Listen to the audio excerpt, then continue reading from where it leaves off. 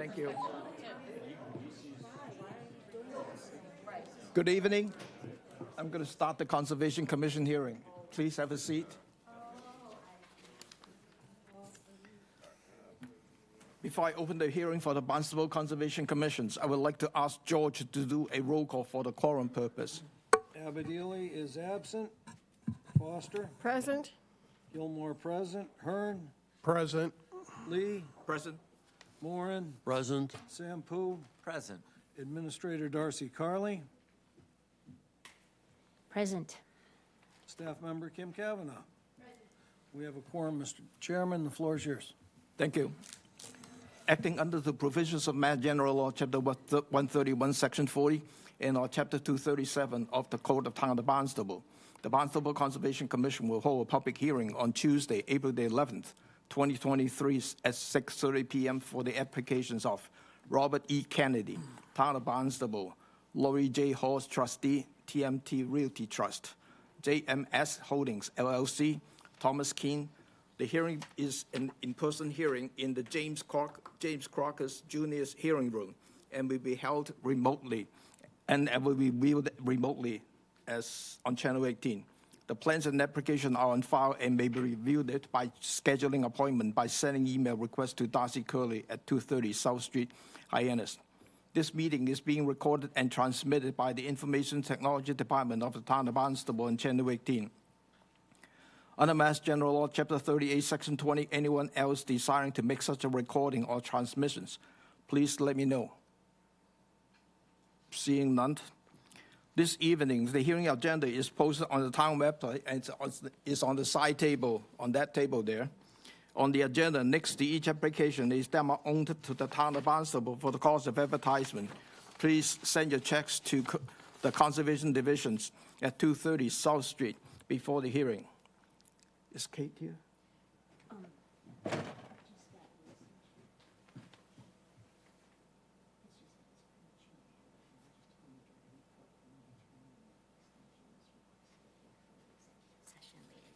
Okay. So for the first item on the executive session, I just got to note that we're going to postpone it to another date, certain. So we'll schedule that later. One thing I want to make announcement is because of the deadline for the applications coming up very quick for the May 9th. And as the chair, I decided to call the May 9th and the May 23rd as a remote so that the staff can have proper time to respond to the applications. Tonight, under the old and new business, we have a another shellfish map public hearing. Let me read into the record here. The Shellfish Habitat Rating Map, 3 base area revisions workshops, MEA Elizabeth Lewis, and public comment for public hearing, and Nina as well. Welcome, Nina. Good evening, everybody. Nina Coleman, Director of Natural Resources, before you again. And with me is Liz Lewis, our shellfish biologist. I just want to get everybody back up to speed in case there's people out there watching that haven't been a part of this hearing. The Habitat Priority Shellfish Maps started in 2000 under then shellfish biologist Tom Marcotti. He had developed a protocol. In 2011, the shellfish maps were again, our coastline in 3 bays was again prioritized using the same procedures as it was in 2000, and then again in 2022. The difference between 2011 and 2022 was a number of the participants had changed. So the areas in 3 bays were reviewed by a number of participants that was facilitated by Liz Lewis. These areas were prioritized, and the Conservation Commission has asked us to review them because the numbers had gone up in some areas, and there was sort of a discrepancy between that 2011 and the 2022 numbers. So that's kind of what brought us here from what I understood from the last conversation. The other thing that really came up, I want to sort of highlight from our last conversation is these maps are subjective by nature. They are a snapshot of the history of the use of these different areas of our shoreline in 3 bays. They're meant to be a broad brush look to help the commission with their decision-making.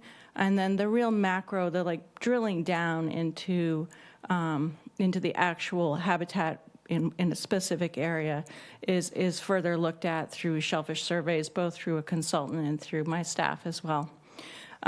We had a good discussion. We're here to have a good discussion. We want to understand what you want from us, what would be helpful for these maps for your future decision-making. There was a lot of, we could do this, we could do that, and I think sometimes that's a good thing to start, but eventually we need to have a line of thinking that we're going to proceed on, and Commissioner Foster suggested that we normalize the data. In other words, take out the data points or the part of the data that was from folks that didn't know what to rate an area. And so I clarified at the end of the evening, is that what you wanted us to bring before you tonight? So that's where we're at. Liz has normalized the data. Thank you, Louise. She also gave us the equation, which was helpful. And Liz is going to go through that data and the findings from that suggestion. I'm going to hand it out as well, the data to everybody, as well as some of our conclusions from this exercise. And here's Liz. Thank you. Thank you for having us again. So once these are handed out, so this was done in Excel using Commissioner Foster's formula, which is one way to do it. So as we said, there's several ways to do it, but I do like playing around with data, seeing what we're coming up with.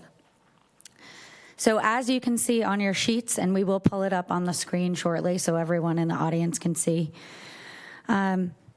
we have some columns here. So I did this for every single one of our sites. There are 124 total areas that were looked at in the 3 bays area. So this, again, is not including Centerville River, Pompanesett, Shoestring, those areas. This is just in the 3 bays, which we're currently talking about. So 124 total areas, which are on here. And when you look at the not normalized data, you're seeing all the increases are in yellow. Okay, so that's the column 2011, 2022, not norm. That's what that's labeled as. So you're seeing a lot of yellow as you go through there. And I think this is where all the questions are coming from. Well, Liz, it looks like all these areas have increased in ratings. And looking at it that way, yes, it would appear that all these areas have increased in ratings. And then when you actually normalize the data, so those are your 2 columns on the far right, you're going to see that there's less yellow, there's more red, which means that the areas have actually decreased in value, and then the white ones are areas that have remained the same. So just quickly looking through there, we can make some assumptions, and I think this was a great exercise, because what I was trying to stress last time I was here, but I didn't have the data to prove it, is that actually the issue was with 2011. In 2011, we had a fair amount of people that were not familiar with areas. And that's one of the biggest questions. If they're not familiar with the area, how are we going to account for that? And so what I've done is, on the left, you'll see red. And as Commissioner Hearn had stated before, that in an email, we should consider that any area that has 3 or more people, or more than 2 people saying they're not familiar with an area, we should do something about that, because that's too many people that aren't familiar. So in the red, in 2011, you'll see it's more than 2 people that are not familiar with the area. In some cases, we have 6, we have 7. I think there's one case where it might even be 8. Yes, there's one area that's even 8, not familiar with the area in 2011. And then you'll see in 2022, there's 1. And that is because we selected people that know the shell fishery. And that's what this exercise is about. People that know the shell fishery and know the habitat, and so they can make a proper assessment of the area. So taking all those things into consideration, if you look at your sheet of overall findings, under the current significance system that we use, so just looking at straight significance, the number of people that said the area was significant, you can see that 64 areas have increased since 2011. 26 have stayed the same since 2011, and 11 went down since 2011. But when you actually normalize the data, 48 have increased, 48 have stayed exactly the same, and 28 have gone down in ratings. So again, the issue is not that the areas have gone up, it's that they were not properly assessed in 2011. So 61 areas in 2011 out of 124 had 3 or more people that were unfamiliar with the area altogether. And only 1 area in 22 and had, out of the 124, had 3 or more people unfamiliar with the area. So it does make sense to look at that normalized data a little differently, because now we are accounting for those that are not familiar, and we can appropriately come to a conclusion if there's too many people that don't know, then maybe that shouldn't hold as much weight. So we can tell in 2022, more people know the shell fishery, and that is because we intentionally selected it that way, so these people know the area and they're familiar with it, or if they are not, they are going to go out and look at it. And we actually have some people in the audience here tonight that went out and looked at those areas to make the proper assessment. We also need to take into account that our program has significantly expanded since 2011, and I will pat myself on the back for that one. We have gone from 600,000 cohogs when I started to now growing 4.5 million cohogs. And it is my job to supplement the wild population and to spread it along these shorelines in any good habitat. And it is possible that we have increased the shellfish numbers and now more people want to go to those areas to go shellfishing. So when you look at the normalized data, it shouldn't be as shocking as it initially was. Because even for me, I was like, wow, that's a lot of areas that have gone up. And I do not believe it's because the habitat has gotten better. But perhaps there are more quahogs because we're putting more out there. So it's really that the areas, they're not an indicator of the habitat improving in 2022. It's more that these people that have been selected find the area more valuable or significant, and that's what this tool is supposed to be used for. It is just one tool of many. It is subjective, so we can look at these NOIs differently. But again, it's only one tool in the toolbox because we use that, and then we're like, oh, this is a nice habitat. It's rated highly. Now I go out there and I say, what's going on there? What's the habitat like? What kind of animals are there? Historically, what has gone on there? And then the consultant goes out. They do the same exact thing, and they look at the habitat. They look at the animals to see what is currently happening. We have seen a pier recently that has gone in a 10-rated habitat. So this tool is just one of many. Those decisions don't rely solely on this habitat rating system, because if it did, that pier would not be there.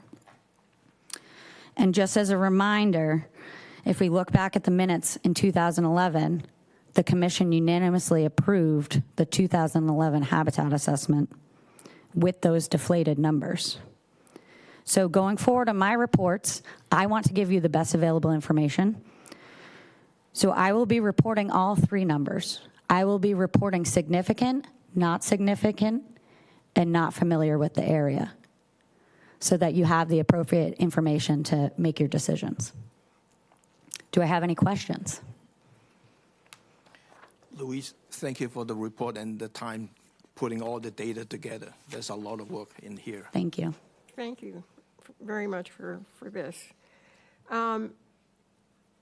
I can't remember, but have there been examples, many examples of, excuse me, of situations where the shellfish map came up with one number, the analysis from you and from the consultant did not agree wildly? I would have to look back at my notes. There are several times where we have not agreed. A lot? But it's also because I'm looking at the history as well. I also know areas that have been harvested pretty heavily, and so when we do go out to the site, or animals that I have put there, when we do go out to the site, I know to take that into account because I'm in those 3 bays every day. And that just comes off in my report, but it doesn't come off in the numbers that are there. It's a better assessment of the actual substrate that is there. Do we agree on that? I know that in some particular cases, I was very disappointed because I found amazing soft-shell clam habitat, and they found nothing.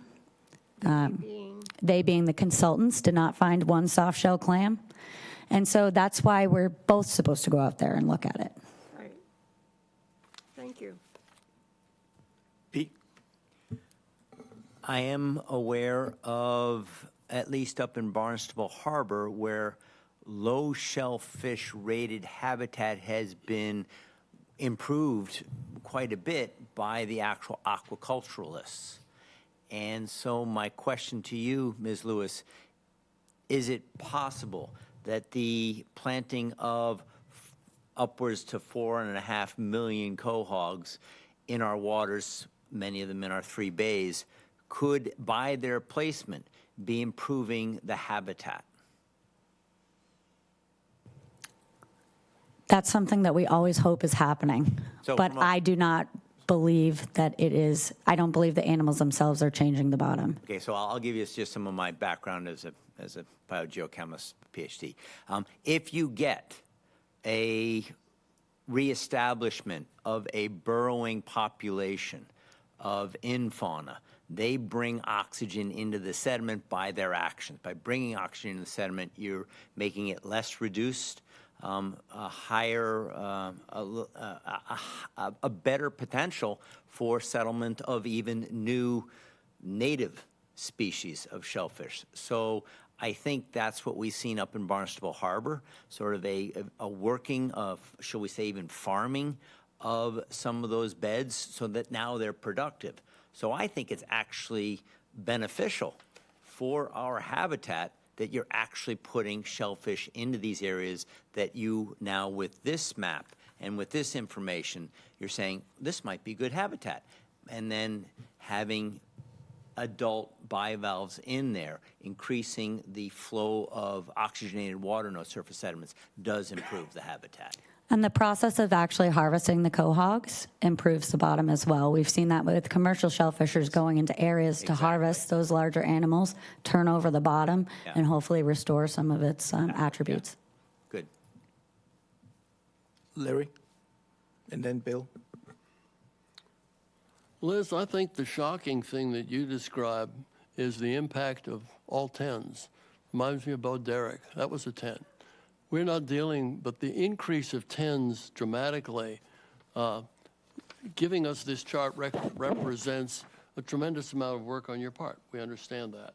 It also means that for us it's a lot to process because we're dealing with the impact of 10s all over the place and how the regulation historically came into being in 2004. And then thereafter, this flow of new information and approach has come along. And the other matter really deals with the methodology, which we raised extensively last week, but that's not going to go away. The manner by which the committees were selected and put on this subcommittee to be the ones that went out, and it was basically a stacked deck. It was the people you put in, the people that were going to have not only knowledge about it, but a preference for this kind of examination. One of the things that's very critical that seems to not have yet been listed, I've tried to put my own list together, and that is what other criteria are looked at? You said that if somebody questioned a rating, they went out and looked at it. Well, we all could look at something, whatever it happens to be, but there has to be a list of criteria, none of which has been recited. And that is critical. That's, if you want to persuade us, you've got to give us something to work with. And right now, we don't have that. The other matter that's of concern is that just because you've normalized ratings doesn't mean that the initial ratings, whether it be in 2000 or 2011, are correct. But right now, you've said that, okay, the commission back in 2011 unanimously voted. To be honest with you, I'm not so sure we knew what we were doing. It was going on so fast and it was so new. I think now the degree of knowledge that those of us up here has increased dramatically. Not necessarily proportionate to the cohogs, but we've increased. So that being said, I think that looking at what precedes all of this has to be questioned. Or you can just start off with a clean slate. I'd be willing to start off with a very clean slate, wipe everything off the board and start over, including the regulations, which are flawed. Now, in that sense, we're dealing with, I provided a study, not a list, just a breakdown of all the different regulations that deal with how these examinations are supposed to take place. There's nothing about ratings. There's nothing about the link between natural resources doing this and then somehow it winds in our lap and we're supposed to approve it. That is a missing link. So the question in my mind is, do we really even have enough authority to act on what you want to have approved? So those are just some of my points at the moment. I could go on, but I'm going to let everybody go because I could fill up an hour and a half without any trouble. I know that, but it's time for, for Liz to respond. I know it, in Tom, but terms I of have the every right authority to and stuff cover like that, every that point. is I'm not just in this deferring and letting everybody else get a chance. That's what I'm doing. I have a right to do it. Yes, you always have the rights. In 2011, there were 2 working group days, just as there are now, to help clarify this information. So I'm hoping that this is really helping. I also want to go back to the handout that we gave you last time that states exactly the criteria that these people are rating their assessments on. So it tells you exactly what you need to look at to determine if the area is significant. One of the things that happened also was that I asked, would you be able to produce those surveys? And I'm looking forward to seeing those, the actual surveys. You could block out the names if you want or give them another code. I want to see those surveys. Okay. And with those, I want the whole commission to see them. Excellent. Yep, it's just checks in boxes. It's okay. Okay. It gives us a way that we can start asking questions. How did this happen? Where is this reflected? We can't do that yet. Okay. Bill? I'd like to say that this data that you just provided has restored my faith in your process. Identifying the number of not familiar with the site is, to me, extremely important, and you're going to provide that. And it just shows why 2011 and 2022 are so different. I think that was really, really key. I have faith in the 10 surveyors that you picked. I've been on, I have a background that was dealing with aquatic habitat assessments for like 40 years. I have a PhD. And I've been an expert witness, not expert witness, an expert in Delphi panel assessments where, similar to this, where you're asked to judge. And I've set them up. And I've had people of different, different backgrounds. Some people are consultants, some people are for, utilities or what have you. And, you have to trust that the group that's put together are legitimate. And I can only trust that was a good group. I mean, you had commercial harvesters. And I certainly trust you, So, I think that, I think it's probably very likely an unimpeachable group that you had. So I trust that. And knowing how many people are unfamiliar is really, really important. So, I'm good with it. That being said, I do think that in most studies of this kind, you have sort of a sliding scale, a rating curve, if you will, where you can actually identify really, really precious, important areas, some that are really good, some that are fair, and some that are just plain terrible. And, we deal with, I want to say, is it Shoestring Bay, Pete, that we, forget it, do whatever you want. The place is completely, a foot of muck or what have you, and it ain't getting better. Having that kind of data where you can actually see a gradation would be, I think, more consistent with methodologies in Delphi. And in a memo that I sent to you yesterday, I suggested, gee, can you maybe do this over the next couple of years? I mean, I think that would be really helpful. It would be very helpful for monitoring, monitoring over the next 10 or 20 or 30 years, where you can see improvements. We've put in septic systems, and look, things are getting better. Now the shellfish habitat's so much better. Making it, binary, it's significant, it's not significant, red or black. It's like, I just think that's too coarse. But that being said, I don't want to throw the baby out with the bathwater. I think that this suggests that a whole bunch of people got together and they said it was a 10. I'm buying that, and I think this is good. I'd like to make one comment to my fellow commissioner, Larry. He put forth, distributed a memo talking about the legalities, and you just referenced this, Larry, just now. And I don't have it in front of me. I wasn't prepared to say something with here's the law, but you stated yourself that we have the wherewithal to provide performance standards, to suggest performance standards for our work. And this is what we have done, and we've asked these people, and that's the legal nexus, is that we have the right to ask for performance standards. And y'all are doing that. I think it could be done better, but... And we're absolutely open to suggestions of other ways of doing it. And as I said, I don't know what your resources are, get together 10 people, how do you do a 10-point, in other words, a gradation from 1 to 10? Can you do that just simply in the same way where you had a survey and people could go, or do you end up, taking little tours in boats and checking it out again and trying to make a rating, a more nuanced rating system? Anyway, that's what I have to say. I would love to be able to, so there's things about this that bother me as well. And so I was put in this when I took over from the shellfish biologist. And I recognize a stacked deck. And you have to think about how many of our committees actually work. Looking at the Shellfish Committee, it's made up of people that are interested in the shellfishery. They have to have that knowledge to be able to make appropriate decisions and to be able to give proper guidance. They give their suggestions. They say, hey, what do you think about this? Or, that sort of thing. This is the same thing. Hey, look, it's rated a 10. Now we go out in the boat, and now we do the on-site survey.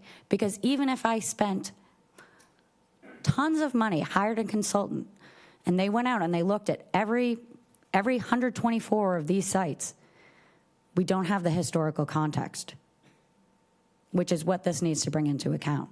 We don't know if that area was just harvested. All you're going to see is the animals currently present at that time of year and what the current substrate is. It's lacking a lot of information that we actually need, which is why we're using this combination of a system. And maybe we need another scale. Maybe we need something else to factor in other things. Maybe there's something lacking altogether that would help with decision making. But this is just one tool that is useful and has been useful to, I know it's been useful to our department, and it's helped you to make decisions. Thanks, George. Yeah, this is a big improvement. Thank you very much. I'm still caught up with the subjectiveness of these values, and I wonder, Commissioner Sampool, I believe last time suggested,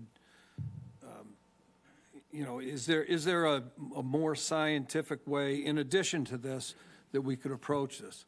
Can we do a core sample, sediment analysis, chemical analysis of a site. And if we did that, could you come up with a value from that analysis to add to this value? And that would make it a bit more scientific and perhaps not quite as subjective. And maybe you could, if you did enough of these sites, and you could come up with a scale that said, if the core sample shows X, Y, and Z, and the chemical analysis shows this, then maybe it's a 5 or a 6 or something. I don't know, just something a little less subjective, that's all. Thank you. Thanks for that idea, and I definitely am hearing that, that there's a look for a little more of a gradation, and this is too broad-based. I just want to say that, Liz's primary duty is, Yeah. a whole lot of stuff. Propagation, This, really, yeah. this woman and her team are at it, some of the hardest workers in this town, and so that would be a bit of a heavy lift. Certainly, we could look at a consultant. Well, I wonder if we started, just throwing it out there, really off the top of my head, but if we started by somebody's making a dock application, let's do a sediment analysis and a chemical analysis. That's got to be part of their application. Absolutely. And that would give us a baseline. Now, I don't know what that costs, but I'm throwing it out there, that's all. Absolutely. And I think that is something that could be looked at, but we're creating these maps for the commission Right. at the request of the Understand. Conservation Commission. So we certainly can look at further data collection. And maybe that's something, as a commission, we should discuss with, maybe some of the consultants here could speak to that tonight also. Thank you. Go to It's, Louise and, sorry. go ahead. It's also, it's not just one point on the shoreline. It's not just where a pier is. So it's 100-foot length of a shoreline. No, but I wonder if if you get these samples, and again, I'm no scientist or anything, but if you had a sediment breakdown of X and a chemical breakdown of Y, maybe you could start to, if that showed here, and that was determined in your ratings to be an 8, and you said, oh yeah, that's what the sediment shows, and you go down the shoreline further, and the same sample comes up, you can say with pretty good, I would think, pretty good confidence that that's an 8 also. I agree with that, but it's still one data point. Yeah. When you can have 10 feet over there is a muck pit, and 10 feet over there is the nice. It's a starting point for sure. It feels more comfortable to me than to say, how does he feel about it? How does he feel about it? How does he feel about it? It's pretty, It's not a feeling. They're rating it based on the animals that are present, the bottom sediment, historical. It's the bottom sediment, and it's a historical, I agree with you. Right, so it's not a feeling. Yeah, okay, but Thank you. it is subjective. Yeah. Let me go to Louise and pick you on the go, Let Louise go first. because we need to kind of finish and let the public make their comment. Right. because But that's one Louise of had the her hand up objective. before me. Yeah. Thank you. I keep thinking that we have an awful lot of data in our files because we have been considering dock proposals for years. And I know that things change depending on, whether it's just been cleaned, by fishermen or whatever. And I also know from talking with others that this idea would take a lot of time, but maybe we could get a summer student to come in and help us with this. But I just wonder if looking at data, which we have on file, would give us some guidance. It's not perfect because of the variability of the things you just talked about, but it exists, and I think it could be useful. From the scope that we are talking about here, basically is a research project. Yeah. And it would take time and effort and trying to identify what is the objective of the research and how to accomplish that. Because when I look back at my old days when I doing the lab and then how to figure out what parameter am I looking at, what kind of test am I doing, there's a lot of parameters that you're trying to match up with. Looking at that one property over at Bluff Point and looking at that whole shoreline took me 3 years, and we still didn't come to a conclusion. Right, right. Pete? Yeah, it's a huge research, not for a student, but what I would just like to point out as well, as Liz has done, is there's variability within 100 feet, within 10 feet. Right. And there's difference at the same point seasonally. You're going to have much more reduced conditions in the summer than you have in the winter. There's a lot less oxygen, a lot higher respiration going on. So quite truly, I'm going to tell you from my personal experience, both as a scientist and a shellfisher, and working a long time down in the Chesapeake Bay before I came up here, which was more mucky than it is here in many places, that an understanding by an experienced shellfisher is a huge integration of understanding over many seasons and over a larger area. Now, yes, it is possible that a pier could go into a 10 area if you actually show that this is a muck pool right here. Yeah. Or secondarily, which we almost never do, you know, it's in Shoestring Bay. We don't ask them to do redox potential on that sediment because it's so unlikely that it's going to be good. But I suppose it could be, but it's just very unlikely. So I don't see us putting upon Natural Resources in the Shellfish Committee the onus of a huge research project, which essentially the data we've been given gives me a lot more confidence that it's pretty damn good, you know, this understanding. One last word for Bill, and then I need to go to the public comments. Yeah, just one point. I'm thinking, we typically ask the applicant to collect data. And then we turn around and we say, well, what do you think, Liz? And she goes out. I mean, that's where the rubber meets the road. And therefore, to the extent that we have this survey data and we now have the number of non-familiar, which is so good to know, I'm wondering if we need anything more, because when we're really, deliberating on a situation, we have real data for the site. What's going on there? And we have your opinion. Thank you. That's exactly the intent of this. Right. One more thing. Larry? I am not in favor of piers and against fishermen. That's not where I'm coming from. I explained that the last time. I'm looking for a process that's fair and reasonable. Those are the words that Tom Marcotti used repeatedly. I listened to all of the 2011 3 tapes. They were awesome. They really had a great dialogue. There's been nothing like that since then. So fair and reasonable is the standard that I am trying to apply to the method by which we look at things.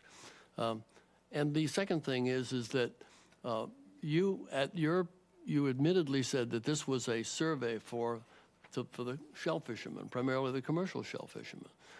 You might not have worded it quite that way, but you were focusing that you were advocating or presenting this in their interests.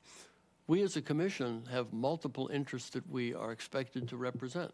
The public is the overriding one, and but under that is the applicants, the abutters, the community in general. All of that makes up the public. So our duty, and from my point of view, is that those are the people that we don't have to satisfy, we have to explain and justify. And in my view, we're not there yet. That's where I'm coming from. And I'm sorry that's how you're understanding what I'm presenting here, because it's not solely for the commercial fishermen. Oh, okay.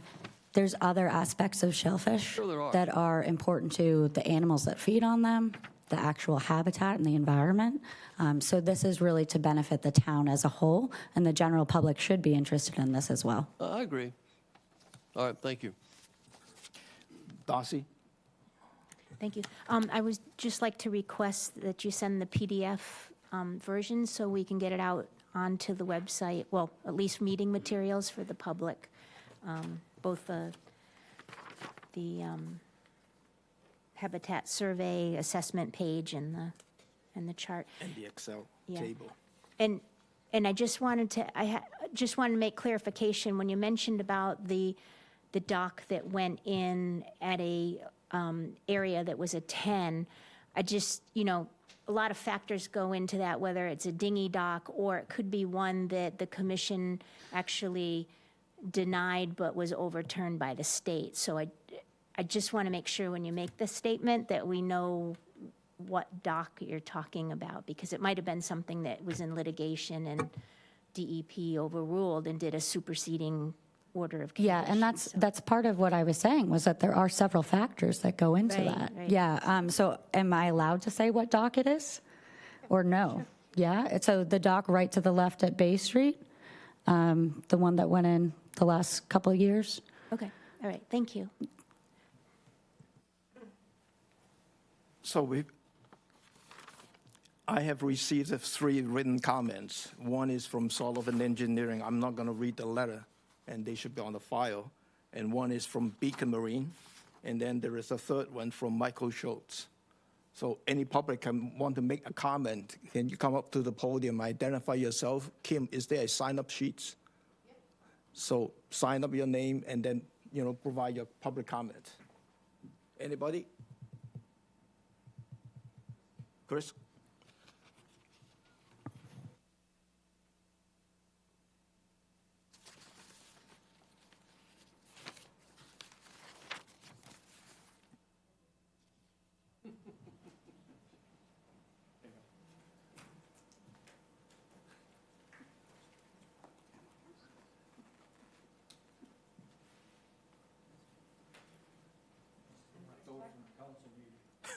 Yeah, thank you.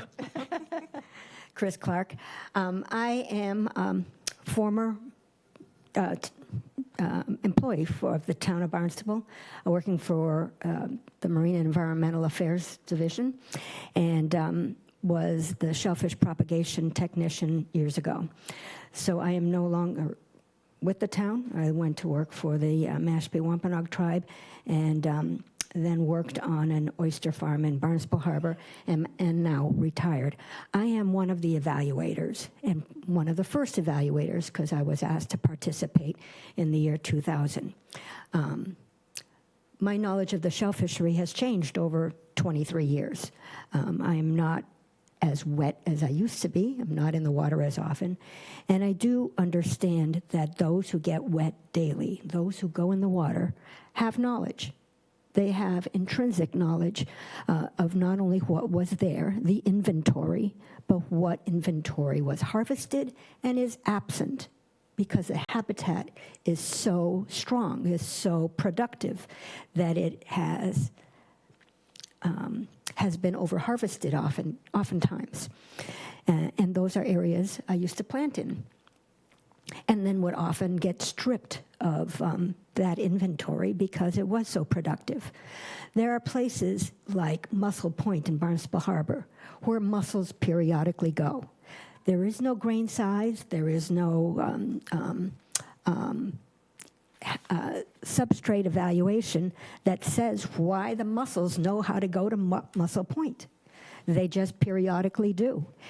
Years ago, when I was employed by the town, then town attorney David Houghton was assigned to speak to the Shellfish Committee about this evaluation.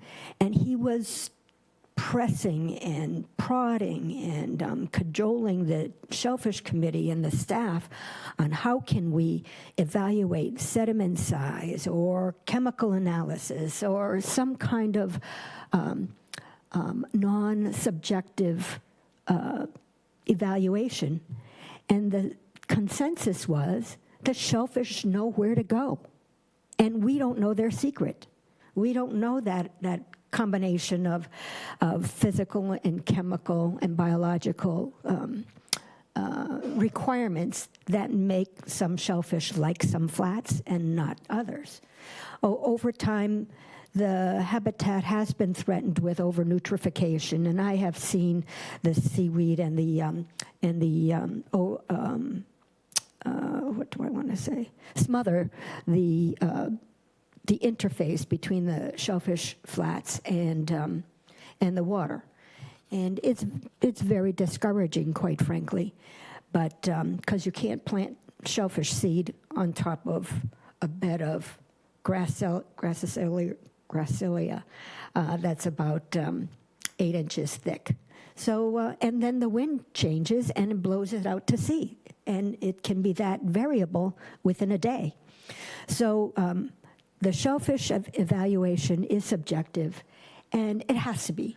It is the people who have experienced and have experiences over years, because Muscle Point doesn't set up every year. It sets up maybe 7, 8, 10 years at a time. And then the mussels are 3 feet deep. And it's a wonder to me how the shellfish behaves like that. But that's what we have. So I place faith in that shellfish evaluation, and I do think that those who have rated it as I'm not familiar, I actually credit them with being honest, because they could say, yeah, this is all good, but they don't.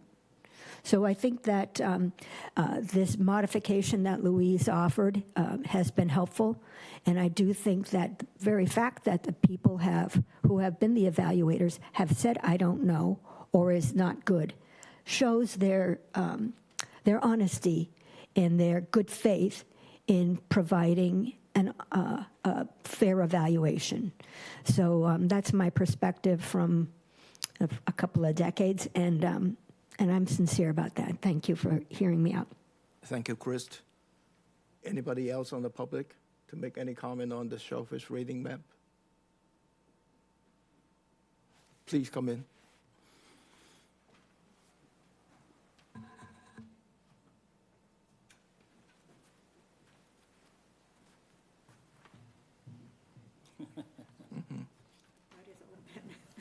It's the paper.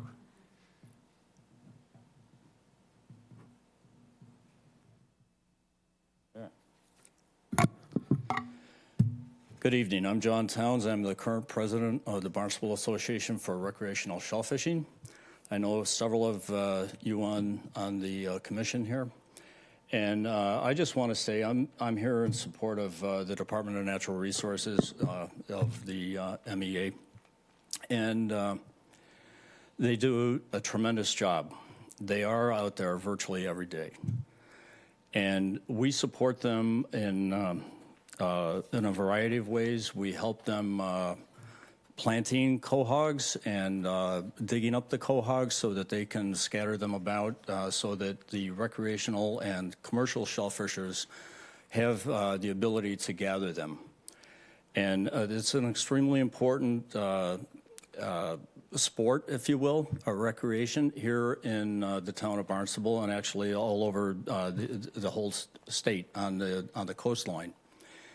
And without their efforts and their efforts to protect the shellfish, let me put it this way: if they stopped doing their propagation efforts, there wouldn't be any shellfish to be had within 2-3 years at the tops. They would be fished out. There is so much pressure out there now on the shellfish. And we get requests almost monthly, especially during the summertime, about from people that may not be on the Cape. They want to come down. They want to learn how to shellfish, and we enable that. We do support the Department of Natural Resources also in their like clamming for kids classes, and they're clamming for families classes. We've done that in the past. And but I want to say that the person who really was instrumental and is the grandfather, if you will, of bars, he rallied a bunch of people in Barnstable and to try to prevent docks from going in as much as possible, because they're an impediment to the public's right of access to the intertidal waters for fishing, fouling, and navigation. You know, plainly and simply. Now, I consider Liz an expert, and I admire her work and the work of the people in her crews. And that's basically all that I have to say right now. But I may come back and, on another issue and talk a bit more about the importance of the public's right of access, their legal right to be unencumbered in walking down the intertidal shoreline. And docks are a huge impediment to that. Thank you. Could you wait for a question, perhaps? Oh, sorry. Pete? I'm available. Could you tell us how many members you have in bars? And I suspect that's a subsection of the shellfishing community. So within that whole group of recreation and commercial, how important of an economic or even aesthetic ethos of our town do you think this sport is? Excuse me, it's huge. We have a little under 200 members total right now. Memberships is just a shade under 100, but the membership is so a husband and wife. Like my wife and I have one license, and we pay one dues to bars. We count as one membership toward that 100 that effectively that we have, but the two of us account for two people in that almost 200 members. So, and if you go out to like Barnstable Harbor, if you go out on any decent day when the tide is favorable, you know, you can go out 2 hours before low tide, and people are out there already at Cordwood Lane. They're out in Handy Point. They're all over the place. They're on Bay Street, Bird Street, and a number of places, and they're out there. And so any Sunday, Wednesday, or Saturday, people are out there, and they go out and they'll spend as much time as it takes to get like their quota of either the quahogs or soft-shell clams or oysters. And I think Liz could probably give you the economic impact to the town. And I don't know how many non-resident permits that they sell, but it's significant. Yeah? Yeah. Nina? Yeah? Okay, all right. Yeah, okay. I don't have the number of non-resident permits off the top of my head, but we sell about 4,000 permits, which is for a family. So about 4,000 families enjoy our fisheries. We have an amazing fishery for everybody. Liz does a great job with learn to shellfish, brings in bars for volunteers. It's a real thriving community out there, and people love it. It's a real part of our community, a real joy. Go to opening day, oyster opening day, and you'll catch the magic. I'm not a bar member, but I have a permit for the shellfish. I go there every weekend. Yeah. I see Liz. So I enjoy that, and I can see a lot of people doing that on the weekend with family, kids, and so forth. So Yeah, it's a fantastic sport. It really is. Yeah, it is great. It's akin to golfing. I don't know if you're golfers or whatever, but people, you know, even if you stink at golf, you know, you've got a 400 handicap or whatever. It's always a nice stroll in a beautiful park, right? Well, when you're out in the water, you know, you can be hip deep in the water, and sometimes the water's really cold. But it's just great to be out there. It really is a spiritual experience, being in the water and digging up live animals, and anything that impedes our ability to go after them. An impediment to our legal rights is something that BARS strongly opposes. Any other questions? No, thank you, John. There was also an article in the New York Times today about the nutritional and also environmental value of eating bivalves. Yep. Ali?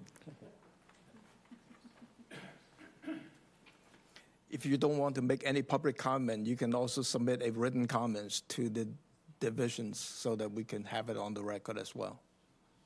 And that's probably where I'm at. I'm a little confused because the agenda tonight said this was both a workshop and a public hearing.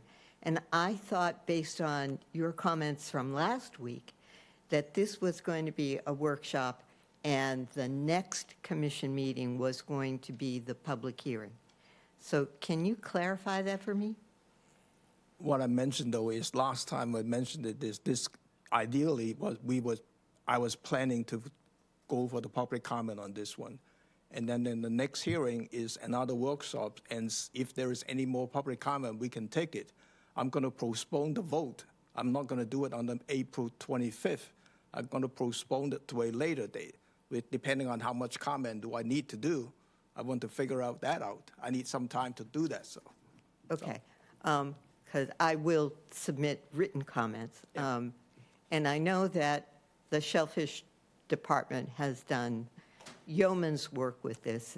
Anybody who serves on any of these committees, including all of you, because I've been on that side before, needs an occasional pat on the back and a public clap hand, but because it's thankless work and it's a lot of work.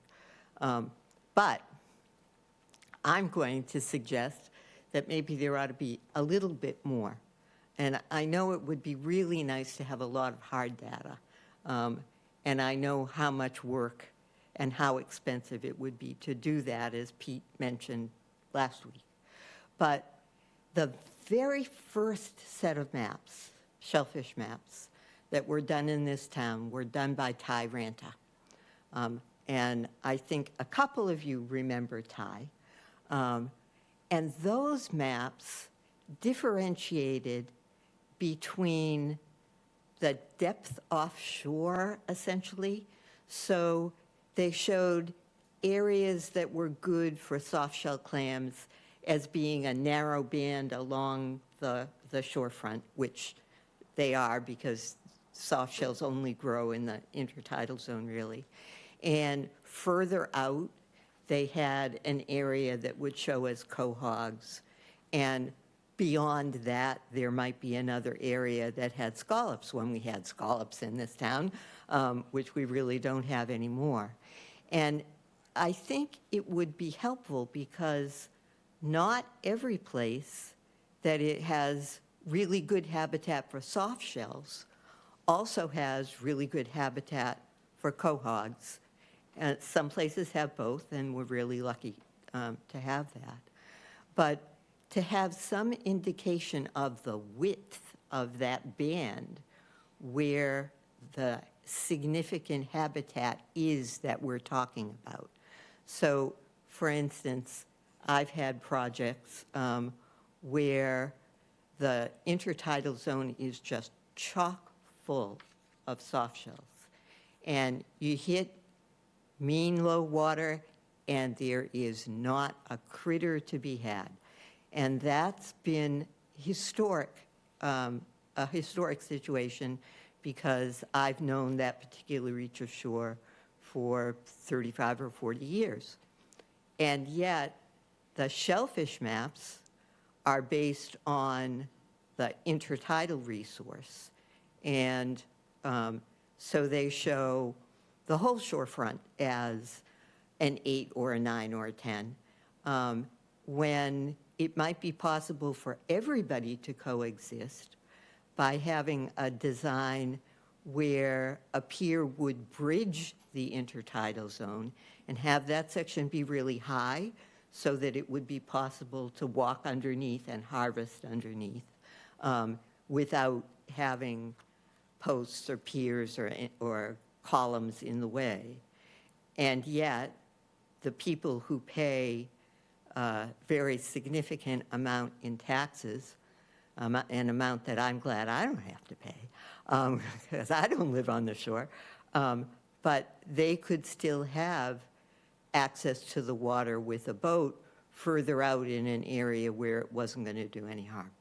So, thank you. Thank you, Arlene.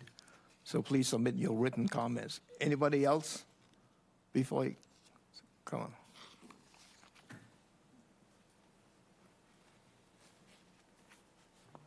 She's the first come on tonight for the Concom hearings.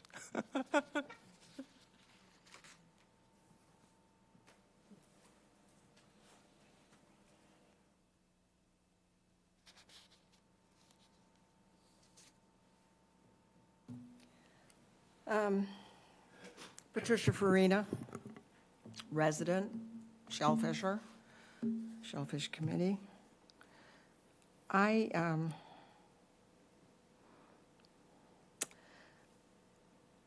like to refer to the definition of conservation here. Careful preservation and protection of something, especially planned management of a natural resource to prevent exploitation, destruction, or neglect. And that is our job for all of us, is to protect our conservation. I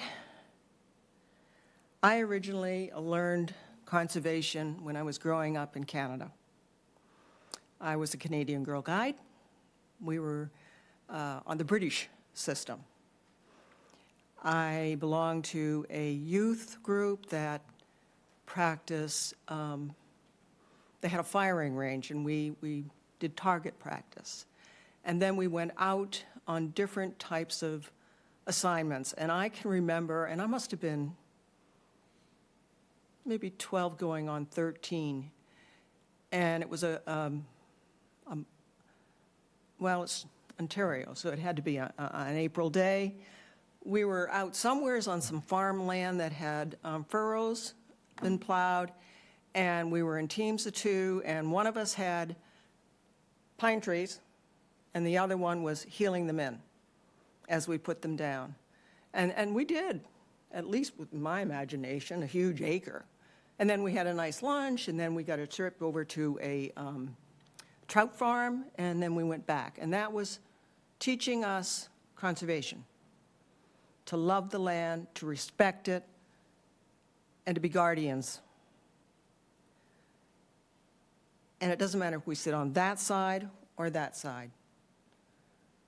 We all have to be guardians. And being a guardian says there is no price on being a good conservationist. Nobody can buy it. Nobody can give it away. You have to earn it and plan for it and protect it and love it.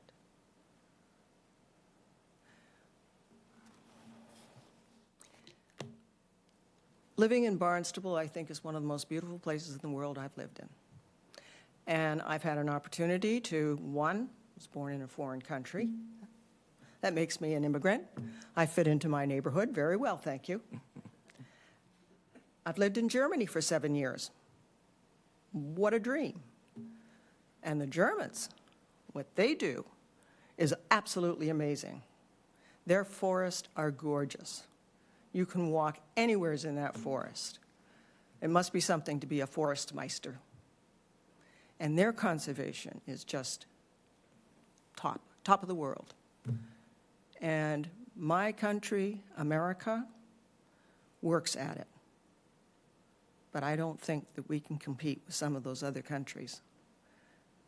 We are, in sometimes, very shameful in our waste of what we do to our natural resources. And all of us have to stand up for it. Thank you. Thank you. One last call for the public comment. So just to remind you, oh, one more here.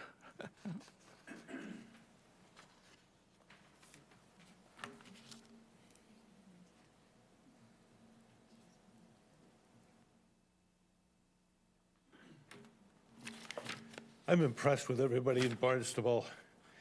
I got to know the natural resources people through the bars and through every time they check my basket coming out of the water.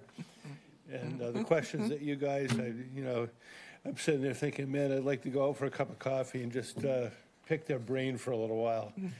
But the one concern that I have, with the pier situation is I'm new. I'm in my 60s, just retired a couple of years ago. But a lot of our members are quite a bit older. And I do a program in bars called the Shellfishing Buddies. And when a new member comes in, they hook them up with me, and I take them out and show them, where the good spots are, the ones that I know about anyway. But the older members, and since I go out often, I often ask some of the older folks, are you able to go out anymore? And if you go to some of these places, like Scudder Lane, you're walking a half mile before you can even start shell fishing for soft shells or, some of the better spots anyway. And some of these guys are in their 80s, and they just say, well, we can't go, anymore. Then go to Bridge Street, and you have to duck under the piers to get to the place, to the good spots.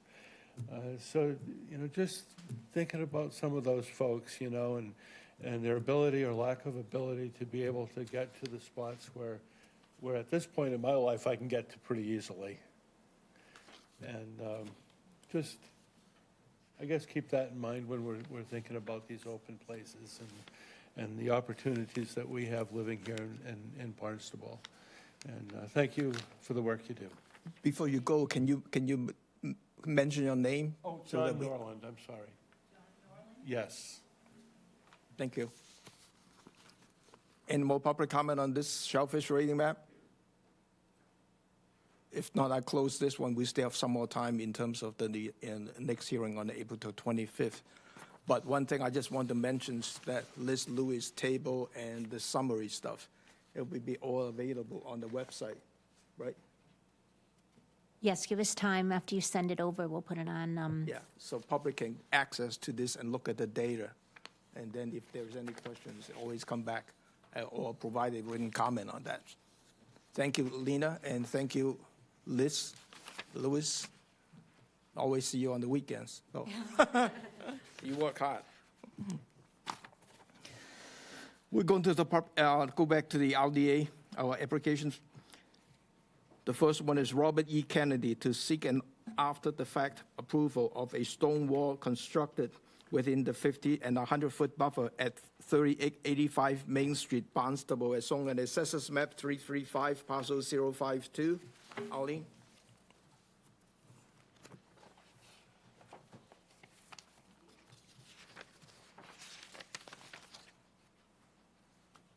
Good evening.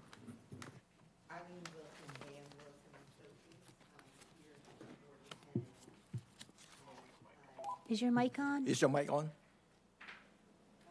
Is it? It's a green button. Now it is? Yeah. Okay.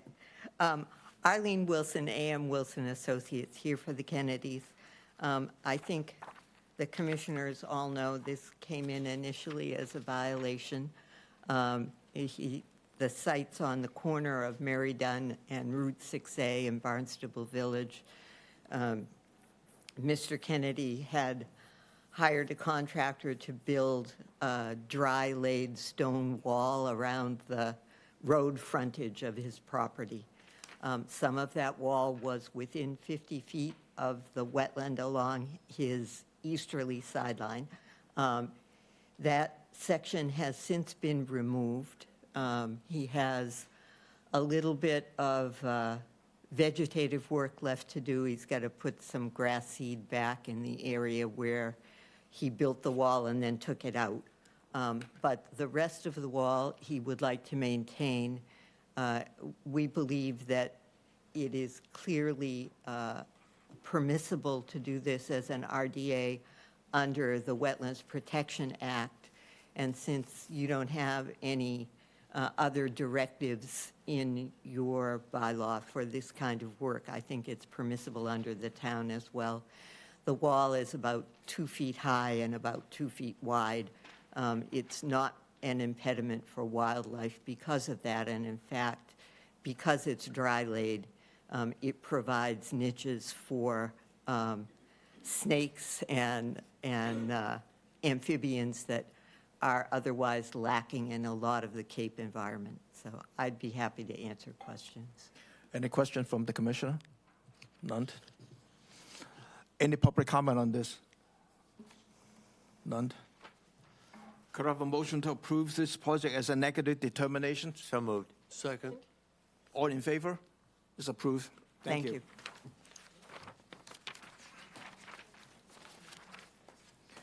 We have 4 NRI tonight. The first one is Town of Barnstable proposed foot bike path improvement to include rerouting a section of the trail and adding a 60-foot boardwalk at 0 Mara Spine Road, Barnstable, as shown on the Assessors Map 298, Parcel 031. Sean. Good evening. For the record, Sean Riley, Coastal Engineering. With me is Jennifer Crawford from Crawford Land Management. In the audience, we have Ann Kennedy, who is the chair of the Land Acquisition and Preservation Committee, Grace Rogers, who's a property manager with the town of Barnstable, and Lev Malikoff, who is with the New England Mountain Bike Association, NEMBA. They maintain a number of the paths within Barnstable, and he'll get up in a little bit and just discuss the construction protocols, and because they'll be looking to do the work that's proposed here before you. So what you're seeing is Tracer's Path, which goes from the Tracer Museum down to Bragg's Lane, and it traverses through in between 2 wetland areas. They're not bordering, but they are vegetated wetlands. And there is actually 2 paths now that one was routed to the west of the original path as the first path. There you go. The first path is more easily flooded with any of the rain events. So naturally they found an easier route around, which is that purple and white path that you see. What we're proposing is to eliminate the easterly path and reroute the walkers and the bikers on the western path and make that the more formal dedicated path, and to add a section of boardwalk through that portion of the area, as that does still during heavy rain events have water standing within it. It's gone in a couple of days, but it does leave the area muddy. And so this is an example of the boardwalks that they use on several of the other paths around town. They've been very successful utilizing this method to traverse over those wet, muddy areas and really keep the traffic isolated into a very directed area to get them from A to B and through the between the resource areas and beyond the buffer zones. So if you go to the site plan, you will see our plan view of, on the right hand, actually the next, that's the existing condition. Yeah, there you go. Oh, that's all right. So you can see on the left-hand side the dedicated boardwalk area that we'd be looking to construct. We provided a construction protocol. A majority of the work to prepare the boardwalk will be done off-site, and we're proposing to basically trailer the wood in with a small ATV and a small trailer to bring the pre-cut materials into place, construct the boardwalk. We're proposing to install siltation barriers, not for runoff, but for the purposes of keeping people on the path, the dedicated path, while the area in between on the eastern side is fully revegetated. We provided a vegetation reestablishment protocol that was prepared by Crawford Land Management. And I'll let Lev speak about... I have a few things things I wanted to just share with the commission. Do you Just want to jump up speak to the mic mic? right there. I'll Yep, come there you right go. over to the microphone. But if we can't get them, I can just kind of wing it. You can, yeah, go ahead. Oh, I only brought up the photos and the plans. I didn't Yeah, hear there's another from. flash key in there. Oh, okay. All right, let's see.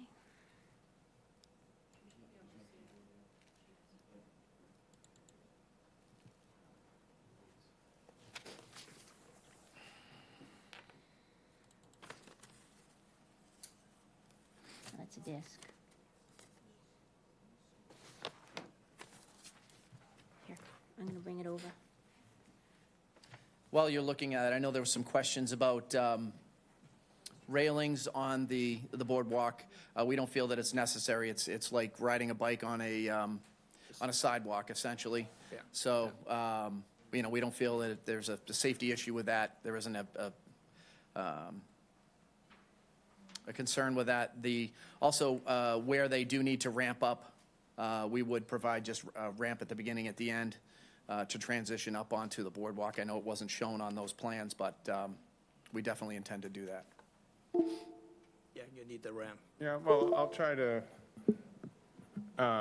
wing it a little bit here. I did want to talk a little bit about our organization and some of the projects that we've been able to accomplish in Barnstable and other towns. Just to let folks know that we do have licensed contractors who are part of our membership. We have about, here we go.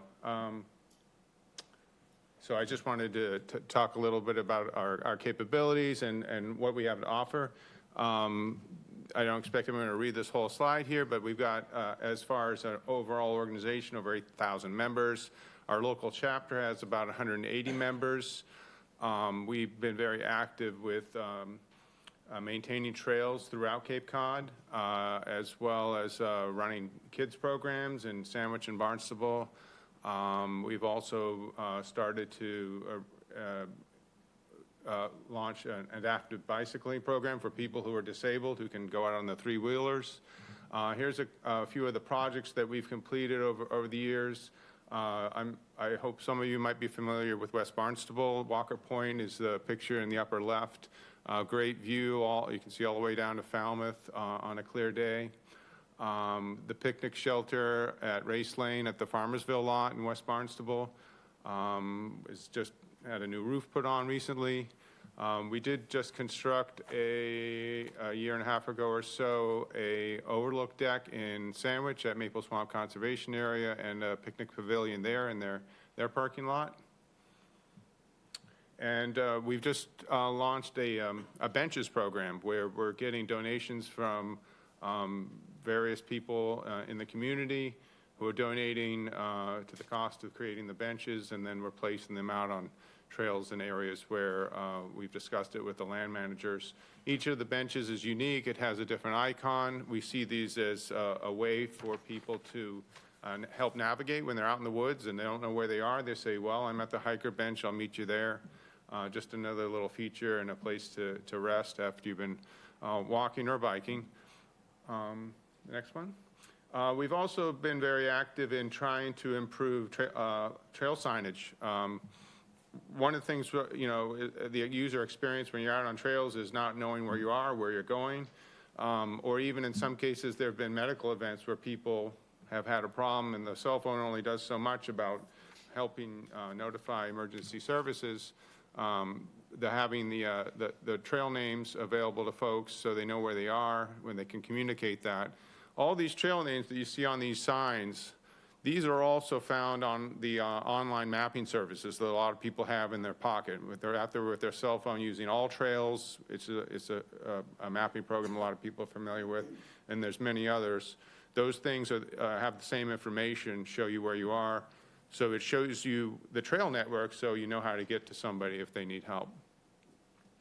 We've also put in a few locations, what we're calling location signage in a few locations. A couple in Sandwich over at Maple Swamp. We have one on the Barnstable County parcel 132 at Finney's Lane. It's a welcoming sign telling you what the trail's for. It's hiking, biking, dog walking, please clean up after your pet, and no motorized vehicles. And also a QR code so people can get links to a map. And then we've also been very active in providing maps for the back of those welcome signs. On the back side of those plywood signs is room for 11 by 17 map. You know, I've got a couple, talk to the microphone. I got a couple props which people can take a look at. So this is a laminated map that we've created for the Old Jail Lane Hathways area, which includes the area that we're talking about tonight, the Trazer Trail and the bridge construction there. And then there's an example of one of the trail name signs that is going to be going up in Sandwich in the near future at one of the trails that we've been helping out in that town.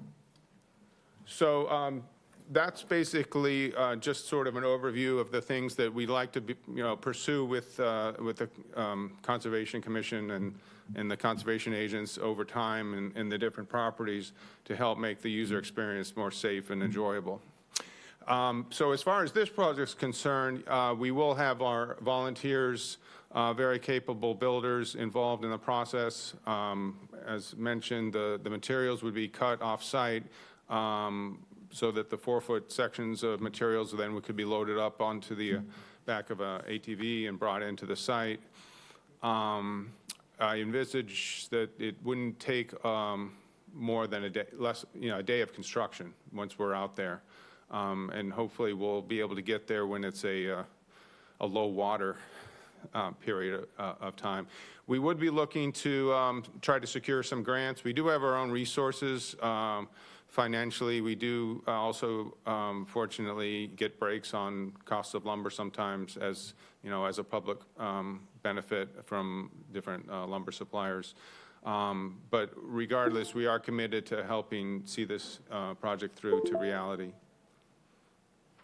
Thank you. Are you all set for the presentations? All set. Thank you. We'll open up to any questions you may have. Question from the Commissioner Peak. Yeah, I have spent many years in the West Barnstable area, both walking in. When I can get on my bike, I'll do that. But what has been unfortunate at times past is the construction of sort of new, unrequested trails. Mm-hmm. So your organization has every intention and benefit to minimize that. Mm-hmm. What does your group do personally if you come upon an unauthorized trail that's been cut by someone, but not your group? Yeah, that's a good point, because we see ourselves as partners with the land managers, so we don't want to have irresponsible use and activities. So first off, we do an educational process we have a private, where people register onto our Facebook, so they're all answer a questionnaire and they become part of our group. So that message gets out repeatedly. Okay. And certainly you're the eyes in the field. Yeah.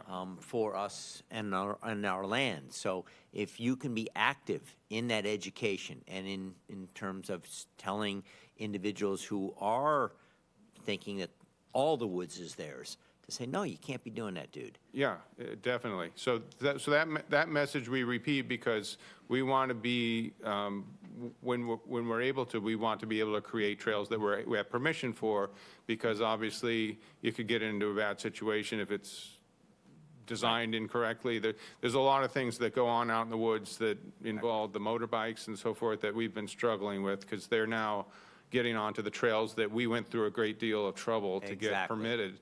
We did spend some of our volunteer capital in West Barnstable closing down 3 trails, and we helped install the signs that say, you might have seen them off of Crocker Road. And another trail there. It's hugely helpful. So and it's an important service you provide to the town. Thank you. There are things too. If you see anything unpermitted, path and so forth, contact Ed and let him know, so that we want to keep track of that as well. Who is up? Larry? Thank you. I find this a really interesting project. We have periodic applications dealing with boardwalks in wetland areas or whether or not they can be permitted. So some of my questions will focus on that. Do you, from what I'm seeing from your pictures, this isn't going to be a continuous boardwalk. It's going to be intermittent, and then there'll be times when they drop down on dry surface and get back up. Is that correct, or is it going to be a continuous boardwalk the length of the trail? It will only be, I think, 175 feet. Yeah. Is the length of the boardwalk structure, because all of the upland leading to and from it we need Okay. any construction at all. And is there is there any clearance that you need for the boardwalk, or is it going to be like a 2x4 setting on edges, sitting on the soil? It'll be sitting on sleepers. Yeah. It'll be sitting like on a 6x6 laid on the flat, and then it'll be sitting on that at the increment of the length of the the joists. So it's like railroad ties, right? And then you build the box on top of it, and then you put the cross decking. And is there any likelihood of water flow coming in and covering or taking over this thing, or I guess heavy rains or something may cause it? It could be inundated, but if anybody's seen something floating in the water, especially like a deck or a dock, it takes a lot for that to become buoyant. And we also have an anchor system on that 6x6 to hold it down. So there really isn't any concern for buoyancy. The waters aren't moving. They're really just coming in and going out. Sure. So again, we're not worried about waterborne debris. So it's really just the water coming in during heavy rains and then subsiding and going back into the ground. Okay. And is this going to stay there year-round, or are you going to bring it in? No, it'll stay there Stays there year-round? Yep. Okay. Yep. All right. Thank you. Luis? So you're going to access the working area from Jailhouse or Marispin? From Tracer. From the Coast Guard Museum parking area, we will use that as the launching point.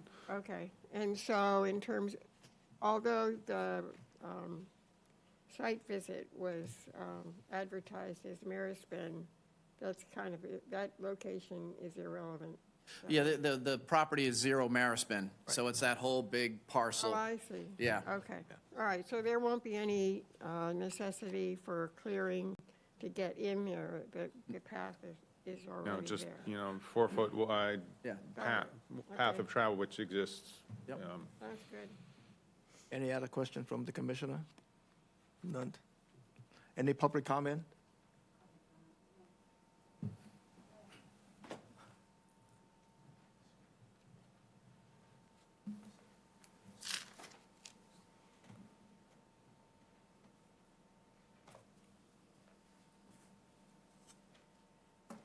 Good evening.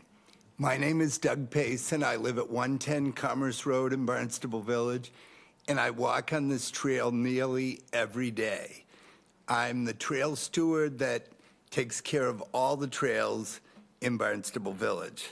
It's a lot. It's really critical to have this boardwalk because the trail that goes closest to what should be a certified vernal pool, which at this point is not, is critical for amphibians, as is the perched red maple swamp on the other side. But the trail currently goes right along the very edge, and previously there have been both ATVs and motorcycles driving into that area where amphibians are laying their eggs. And 2 winters ago, I, kicking the duff out of the trail, unearthed a blue-spotted salamander, which is not supposed to be in Barnstable County, Bristol County, or Plymouth County, but it was electric blue. I didn't take a photo of it because I quickly reburied it because it was underwater. But other amphibians like wood frogs and spring peepers are using that water to lay their eggs, and we need to keep motorized vehicles or bikes or pedestrians out of those wetlands areas.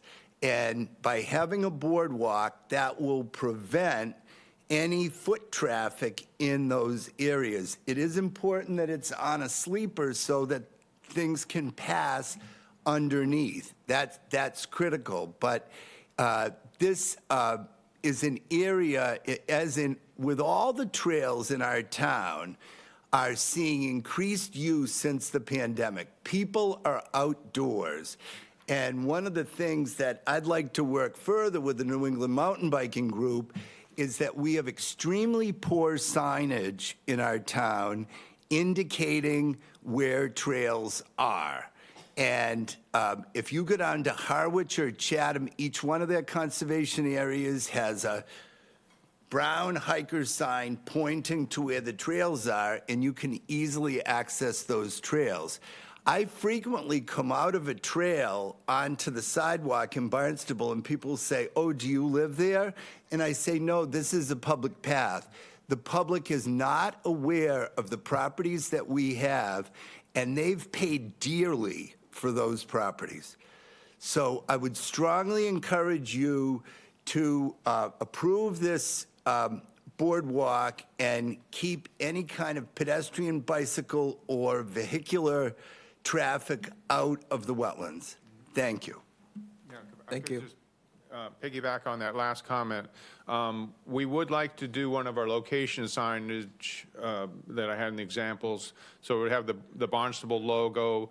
It would have the information about loud uses, no motorized vehicles, and all that information. And I would mock one up so that, of course, the Darcy and her group could take a look at that.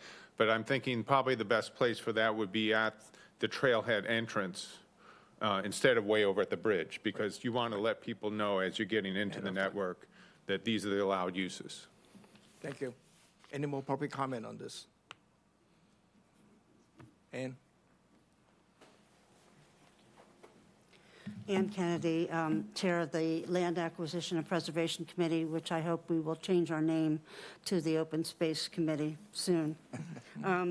Anyway, a lot of what I wanted to say has been said very eloquently by Doug, and I appreciate that.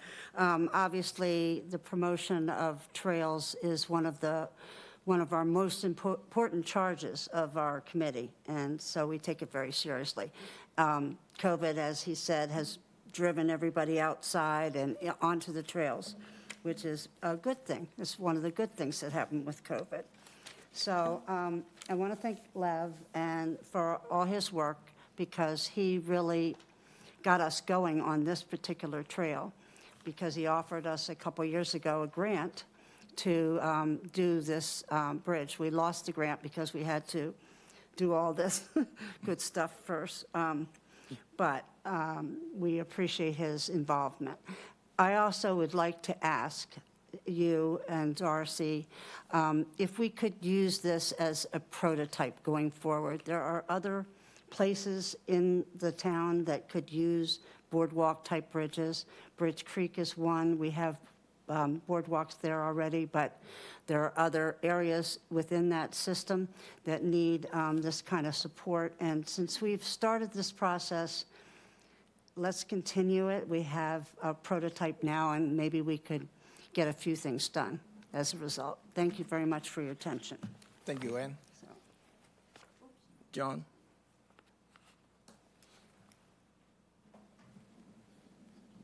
Thank you for everything you guys do. Should I sign again? Or no? All right. Okay, thank you. I'm changing hats. I'm a member of the Barnstable Land Trust. I am a land steward, and I can echo virtually everything that Doug said a little bit ago. And Doug, you may not remember me, but you about buried me on one of those jail lane walks.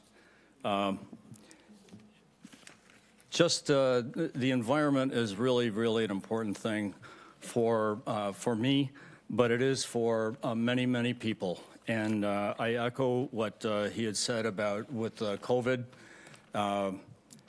the pressure on parks. I mean, people, they couldn't, they had to be socially distanced. And one of the best things that one of the most favored things that they did was just to go out to parks and walk. And without defined trails, you can have chaos out there. One of the Barnstable Land Trust's areas is Eagle Pond. And one of the things that I learned about doing was actually brushing in trails that weren't allowed, if you will. You know, people like locals would make paths off the main trail going down to the lake, and then, or the pond rather, sorry, and it erodes the area. It can put more nutrients into the pond, and especially a lot of people use Eagle Pond as a dog. They view it as a dog park. It's not. It's private land. A lot of people think that it's the town land. It isn't. But anyway, I didn't know anything about this particular project, but I stand fully in support of it. I think it's a great thing to do. And we also have, the Barnstable Land Trust has several boardwalks on different properties. At Eagle Pond, there's some, and at our headquarters on 6A in West Barnstable, we have them, and also a viewing platform over.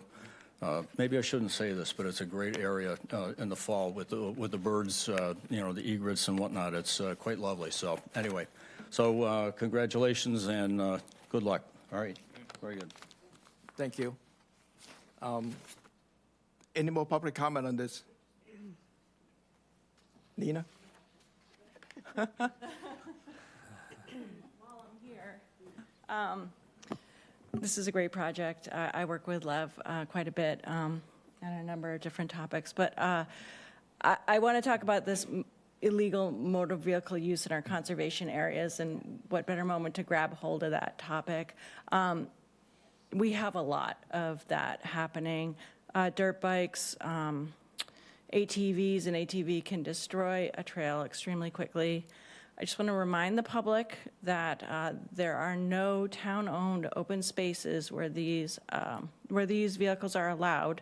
And if you see them, if you could call the Department of Natural Resources, we would like to respond. We're seeing a real uptick. The mountain biking community reaches out to me all the time when they see illegal use of our trails. But that's something that we really need to crack down on, and I just wanted to take a moment to put that out into the public. Thank you. Thank you, Lena. I'd like to make a brief comment, if I may. I missed the chance to tell all of you about Doug Payson chasing down an alligator in the swamps of Florida about 15 years ago. So we can reminisce about that, but Doug, it's great to see you again. Sean, I just need a couple of things from you. Yes. One is the detail on the slipper that you were talking about. Sure. It's not on the drawing right now. Sure. And second is the detail on that ram, a typical detail on that ram. Absolutely. So Yep. if that's the case, could I have a motion to approve this project as subject to the receipt of a revised plan showing the detail on the slipper and the rams? So moved. Second. Roll call, all in favor? It's approved. Thank you. Thank you. Thank you. The second NOI is Lori J. Hall, trustee, TMT Realty Trust. Proposed modification to the existing beach cabana at 979 Seaview Avenue, Austinville, as shown on Assessors Maps 090, parcel 008. Sean? Good evening. For the record, Sean Riley, Coastal Engineering, representing this one by myself. Darcy, you want to just move to the site plan so we can get just a general location of where we're talking about? This is a project that's ongoing under order conditions for the redevelopment of the property. The cabana that we're talking about predates the Wetlands Protection Act regulations and is located in the dune. So it's in that area that you see behind you up on the screen. It is tired and needs a makeover. The deck boards are worn out. The siding, the roofing are all worn out. So if you could go to the existing condition little drawings that you had up previously. Yep. So we're looking to make some minor modifications to the actual footprint. On the right-hand side, you can see that there is, on the existing, if you want to just go up a little higher to the next slide, yeah, right there. There is an existing stair that goes down off of the existing deck that we're looking to remove. There's really no reason to have two stairs coming off of that location. So we're looking to remove that stair and looking to remove those chamfers, basically square off the edges of what you see, those 45-degree angles off of the corners of the deck. They would be elevated up above the dune with a new beam. We can go to, now you can go to the proposed, please. So the framing is substandard on the upper left-hand corner. So we're looking to add some supplemental components to the two main support beams, basically sistering up 2-bys on the either side of those. The footings are undersized for the current building code, so we're looking to add 4 sonotube footings. Everything is to be hand dug. There's not going to be any equipment, heavy equipment that we're using. Any of the cement would be brought in with a wheelbarrow, and everything is to be confined within the outline of the deck that you see. All the work is, the access is to come in through the boardwalk that you see to the left of the beach cabana, and everything is to be confined within and around the footprint of the cabana itself. Any of the beach grass or anything that's disturbed will be replaced in kind. The area that, and we didn't call this out, but it could be a condition, the area where the stair is to be removed can be planted up with beach grass or anything else that the commission sees fit. There are some minor modifications within the structure itself. One of the walls is to be removed, and some new windows are to be added, and a new door on the inside for the storage area to lock down that storage. The storage is basically for lawn chairs, and it's very small, beach equipment, toys and whatnot. So with that, I'll open it up to any questions you may have. Question from the commissioner. George? Yeah, Sean, I'm assuming that the removal of the stair square footage is roughly the same as the... It's actually a 14-foot square foot reduction. Okay. And I can attest to the condition out there, because somebody before me might have fallen through the deck. Oh, my gosh. There was a big broken deck plank there, but yeah, no, good project. Luis? I noticed that there was a note that there were going to be little lights along the railing. I hadn't noticed that, but if you say so, then... I don't remember if it's in the narrative, except you composed the narrative, right? It wouldn't be in the narrative. All right, well, It would have it's in been, the plan. it would have been on the plan, I think it was, then it must have been on the plan. the architect's plan. So how is that going to get powered? Yeah, I wasn't aware of the lighting for that, and I'm not sure if there is power out to the... I didn't see any I know there's power. water out there now for the rinse station, and I'm not sure if there's power out there. If there was to be power to be run along the existing boardwalk that leads out to the cabana, if they were to add or need power, it would run within the confines of the existing boardwalk. If you go to the this detail, Yeah. there's a label called the LED tape lights along the perimeter of the deck railing. Okay.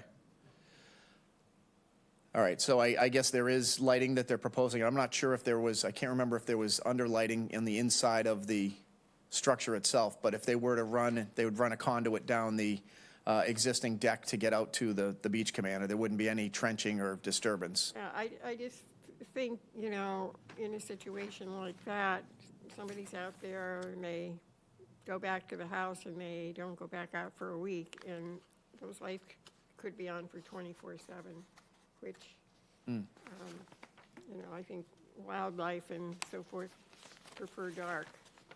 If somebody isn't using We could those easily lights. put that on a sensor. A sensor. So it wouldn't come on in the yeah, or a switch or a timer switch. Yeah. Yeah. Well, to regulate okay, that. can We can make work that a out condition. with Darcy. Yep. Any other questions? Yeah, it's just sort of with Louise's observation there. I mean, I don't know what an LED tape light is. It's probably just an underlight on the underside of the railing to basically illuminate okay, the ground. okay. It doesn't So project out. that's wanted to just make as a sure. foot traffic. Yeah, and the safety fact that it's on a timer that was recommended here, you've got my vote now. Yeah. Any public comment on this? None. Could I have a motion to approve this project as submitted? Oh, subject to the addition of the light switch. Yep. With a timer. Do we want to say planting where the stairs Yeah, with are beach, removed? with beach grass. Very good. So moved. Second. All in favor? Is approved. Thank you. Thank you. I'm going to take things out of order. Do the last one first. Thomas Keene, remove and replace existing deck with new deck, a 2-foot extension to the proposed west side of the repurpose of the existing sonotube at 160 Huckenneck Road, Centerville, as shown on the Assessors Map 252, parcel 144. Good evening. Thank you, Mr. Chair. Thank you, Arlene. Arlene suggested to give you a freebie. Okay. I'm sorry? Arlene suggested to give you a freebie so that you can go Thank ahead you. and I without- appreciate that. Members of the commission, staff, my name is David Flaherty, representing Mr. Keene and Ms. Cole. The project as proposed is at 160 Huckins Neck Road. As you can see in the map, there's an existing deck there. The homeowner's proposing to remove the existing wood deck and replace it with a new wood deck. I'm not sure if there's an option to use AZAC, but I guess that'll remain open with the building department. The existing sonotubes will be repurposed, so there'll be no excavation. The proposed replacement deck will remain in the same footprint as the existing deck, except for a 2-foot extension on the west side, as shown. Best management practices will be adhered to. For example, daily removal of any debris that impacts any resource areas, as well as keeping a neat and clean job site. A work limit line will be established along the flagged wetland line to the north and then closer to the dwelling on the south, as shown on the plan. Proposed construction of work limit lines with materials coordinated with the Town of Barnstable's Conservation Department. No other activities will be performed that may be under the Commission's jurisdiction. Thank you. This project is under the NHSP, so we're waiting. We don't have that comment letter. So if we approve it, we have to continue this waiting understand. for the NHSP letter. Question from the Commissioner, Larry. David, the only question I had was that there appear to be 2 decks. One is up on the upper level and one's a lower level. Does this apply to both decks or just It's up or my down? understanding it's just the upper Just the deck. upper deck? That's what I thought. Yes, sir. So I just wanted to clarify that. So it's well off the ground then, obviously. Yep. Okay, all right, thank you. And I guess they're going to cantilever it. Yeah, I could see where they were going to do that. Smarter minds than mine will figure that out, some That's all general right. contractor. I guess it can be done, though. Thanks. Bill? That 2-foot extension is a cantilevered 2 feet? Correct, yep.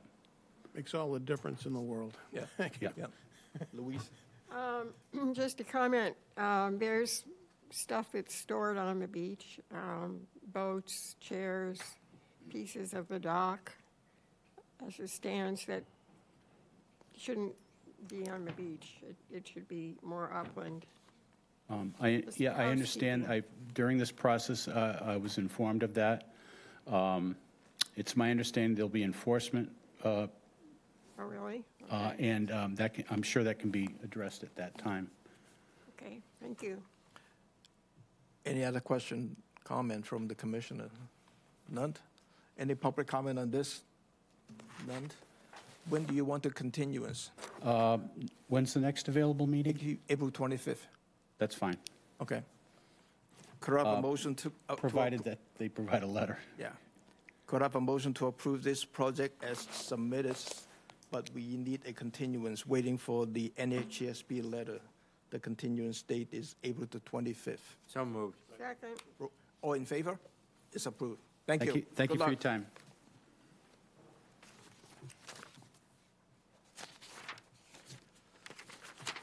The last LOI is for Aline JMS Holdings LLC, modification of existing pier by converting from post to pile supports with no change in footprint at 134 South Bay Road, Austerville, as shown in the Assessors Map 093, Parcel 064.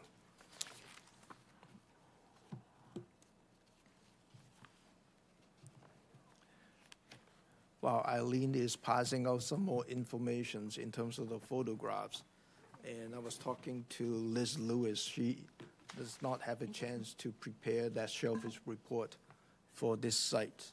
So we may be looking for a continuance to get that shellfish report from Liz Lewis. Eileen? Yeah, I wanted to make sure I had one more for Darcy.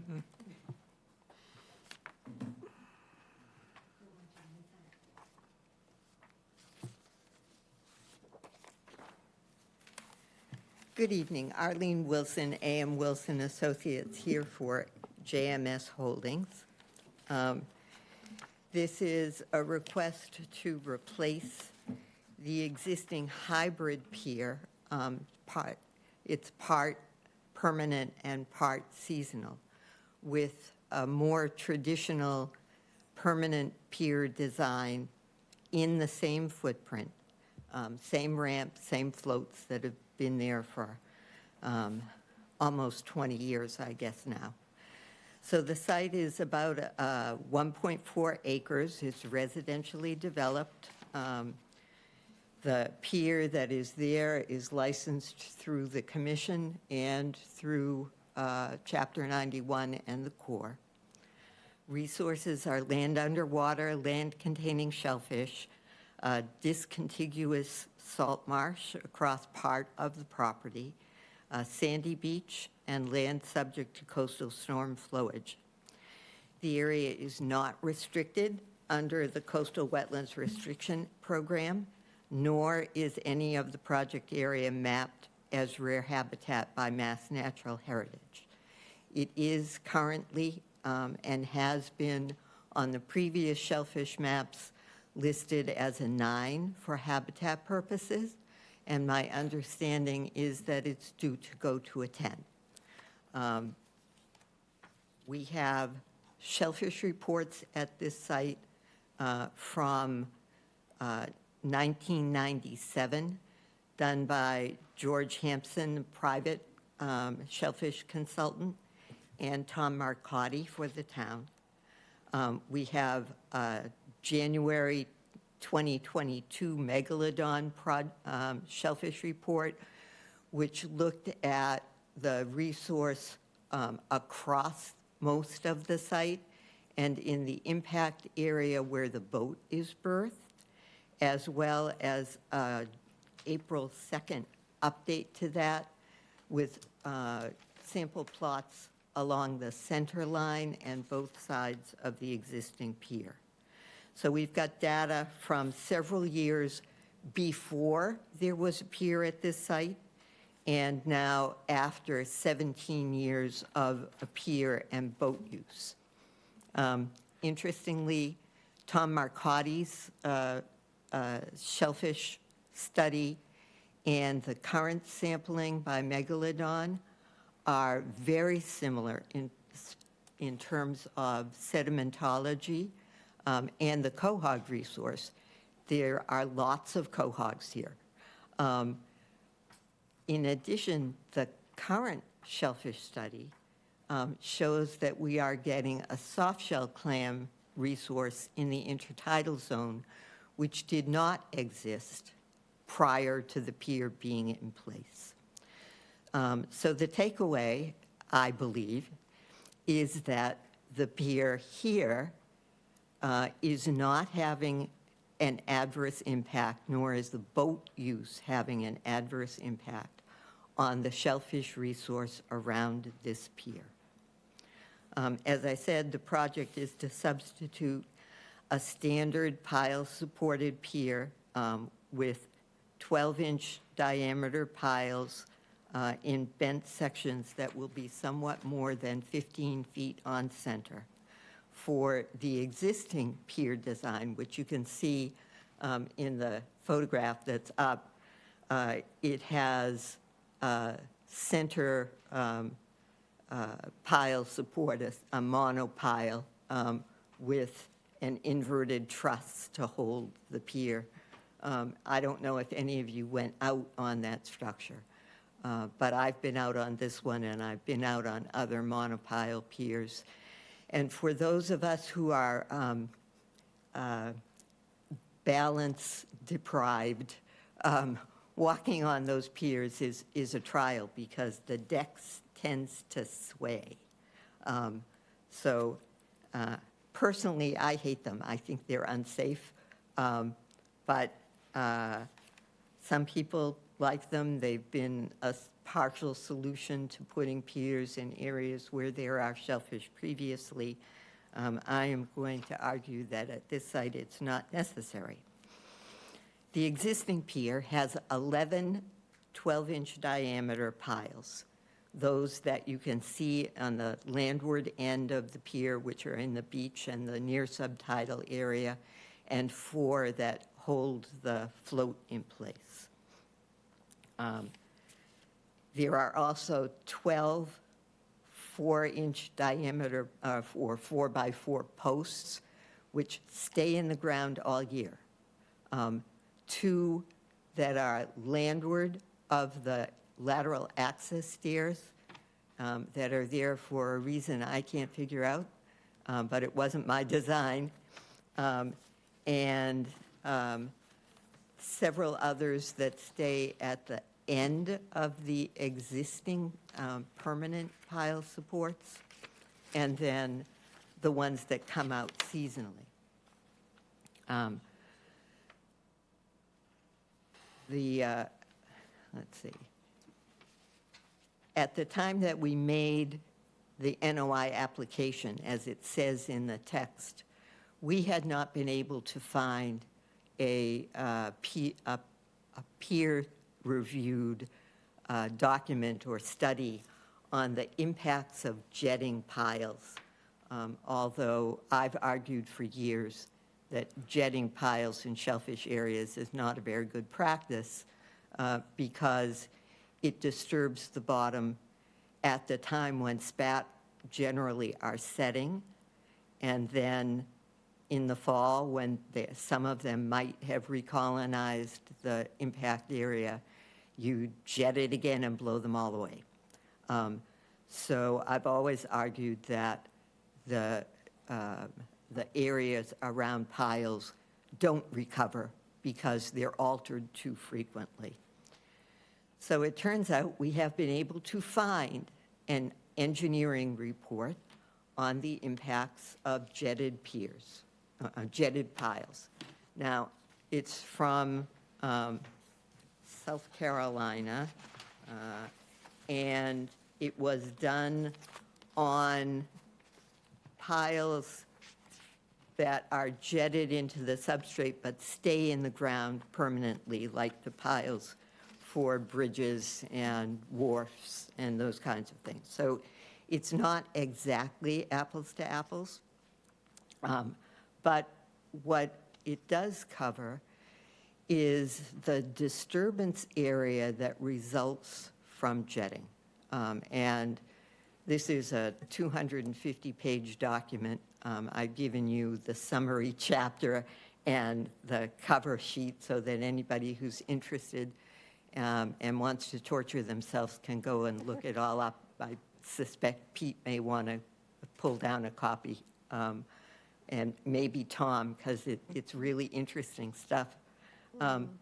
What they discovered, not surprisingly, is that the amount of sediment that gets stirred up when you dredge is a function of how deep the pile goes, because that's the volume of sediment that you disturb, and the pressure at which the water is run into the hole to get that area. They actually have some statistical analysis and a calculation on how you can figure out what the ultimate impact area is. Basically, as you'll note in the summary, it says that in general, the area of the impact has a diameter equivalent to the depth at which the pile is placed. So for some reason, the amount of sediment that comes up out of that hole spreads in that kind of a function. If you apply that to a 4x4 post that's set 8 feet deep, which is my understanding of the depth that they're usually set, what you get is an impact area of a little greater than 1 square foot. Essentially the same as the ultimate impact area for a 12-inch diameter pile.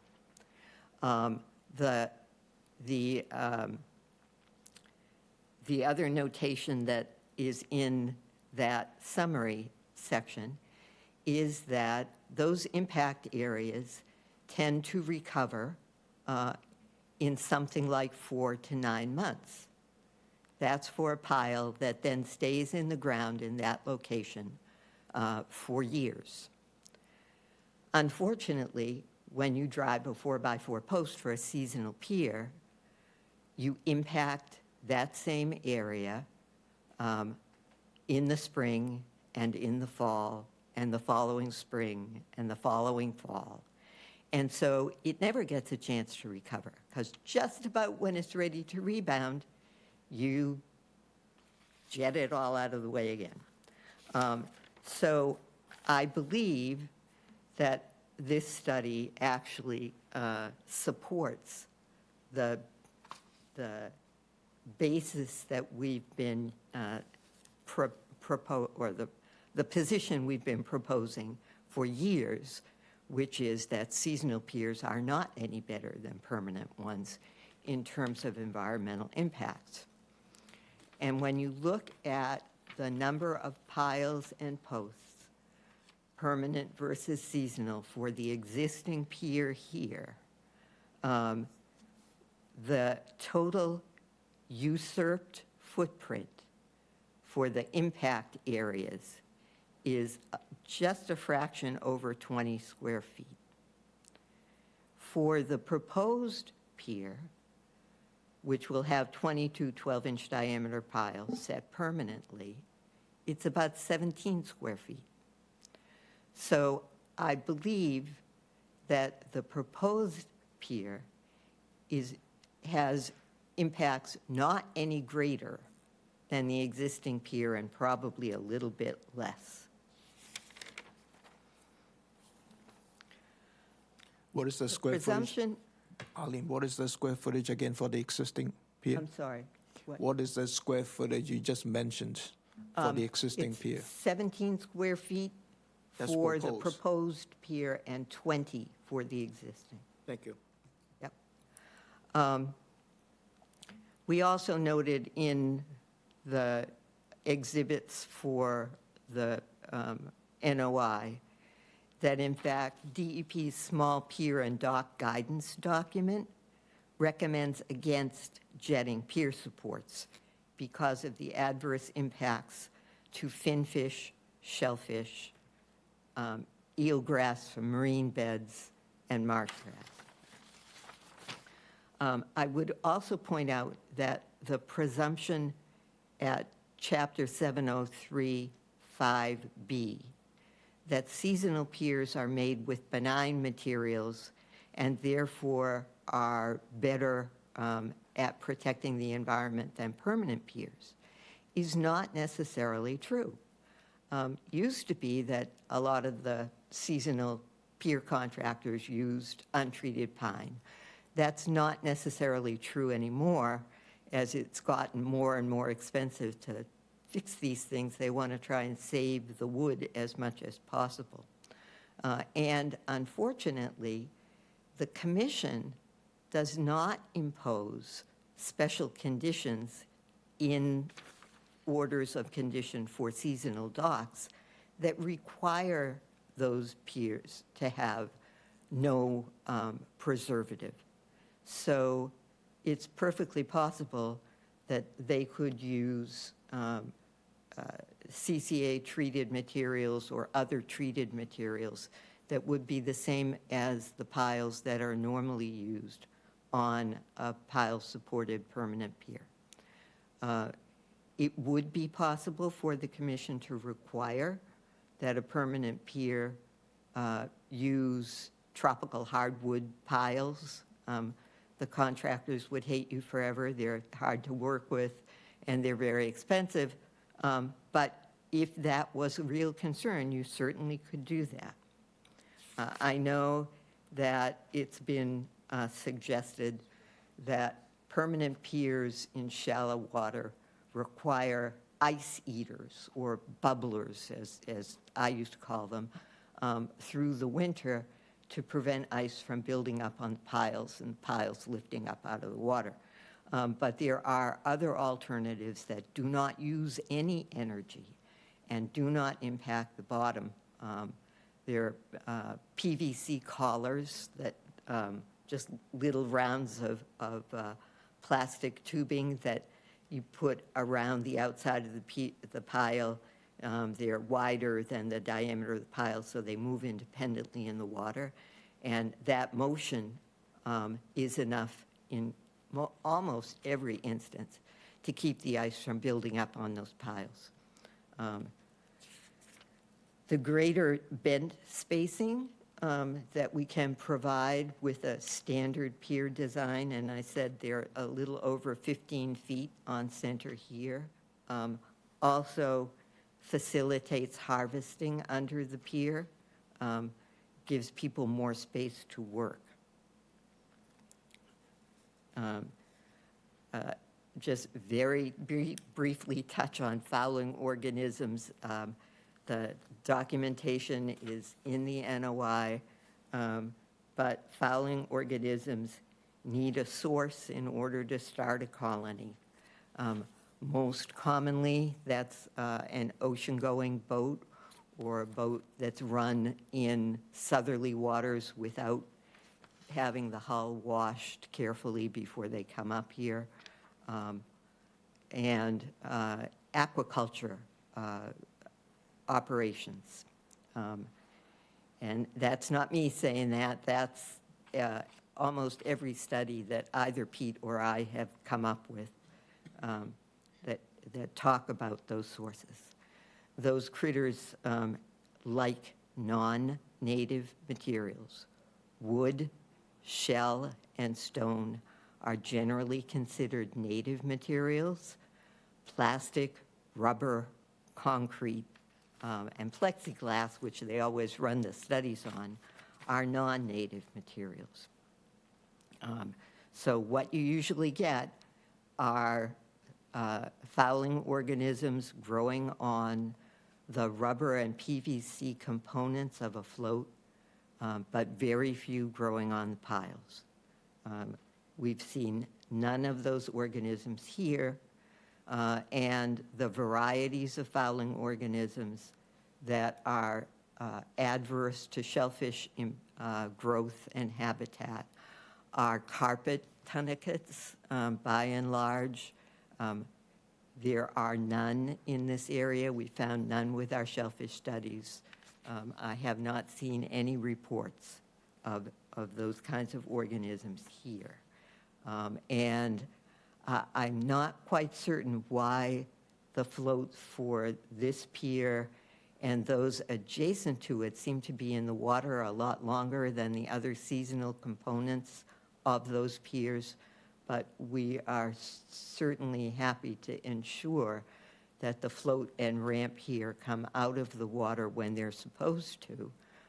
And therefore, if there are things growing on them, they'll dry out and die, because most of those soft-bellied organisms can't sustain themselves in open air for more than an hour or two. Late this afternoon, we received the DMF comment letter. DMF does not suggest that this is an unallowable request.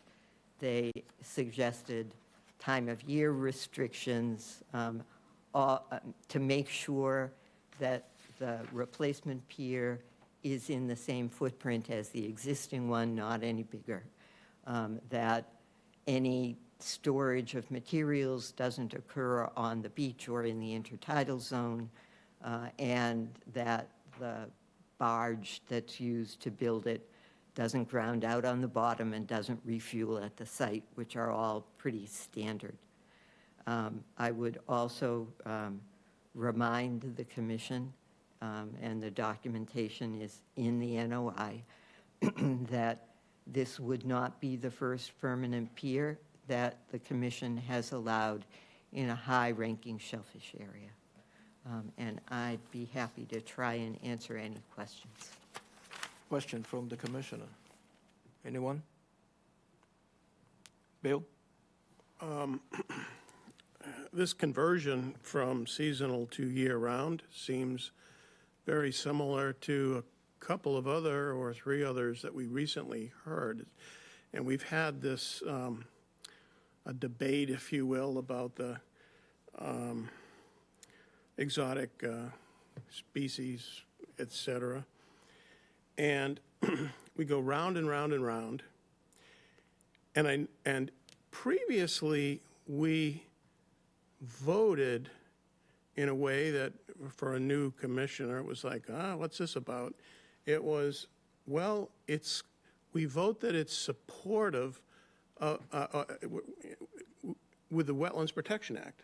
It's consistent with the Wetlands Protection Act, but it's not consistent with our bylaw. And that has been the way we've been doing that. And I was thinking about that last night, thinking about this hearing, and I thought, well, the Wetlands Protection Act deals with shellfish, and the protection of shellfish. And if things are bad for the shellfish, then we shouldn't be supporting the Wetlands Protection Act. And we're voting that it's consistent with it, which we've been doing. But then when along comes the ordinance, we go, nope, it's not consistent with that. And so we end up recently, basically voting against the project on that basis. And I thought, when all is said and done, I think it boils down to recreational access, because the Wetlands Protection Act does not deal with recreation. And so as we debate jetting and impacts to shellfish and all of that, and I'm thinking it's about recreation.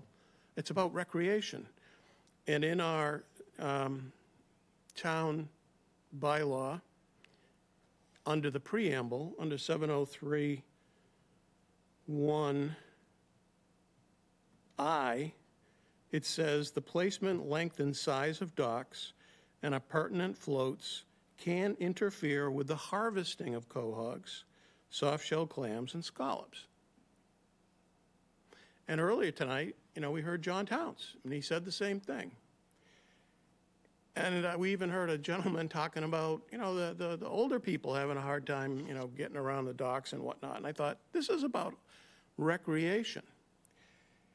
And you just commented on 703(5)B, talking about, and it says, in most cases, seasonal piers present less impact to the resource because of their seasonal nature and because they can be constructed entirely with environmental benign materials. And you just mentioned that, the CCA, and, well, it's, you were arguing that, well, that's not a concern, but that passage says, in most cases, seasonal piers present less impact to the resource because of their seasonal nature and because of the CCA. So it's about seasonal. And so I really think it boils down to recreation. because there is that effect, and that's what our ordinance upholds. And I mean, I think that, you know, the idea that you are promoting a substrate that exotic species can colonize is a legitimate argument, but legally I'm like going, is that, how much teeth does that have? So the impacts to recreation, which is in our ordinance and not the Wetlands Protection Act, is really fundamental, is like really the key thing. And I think there's an impact to that when you take a seasonal dock and you turn it into a permanent dock. Because half the season, you're not going to have that stuff around, and people can get around a lot more, the people harvesting. That's my comment. And that's why I have a problem with the project. Any other question from the commissioner? Thank you, Bill. One thing maybe I just want to jump in is that, you know, the state under the Wetland Protection Act does not have the performance standard for the shellfish. Unless you go to the local ordinances, then you have a little bit more, you know, performance-wise and defining some of the performance. That's why we approve it under the Wetland Protection Act and deny it under the local.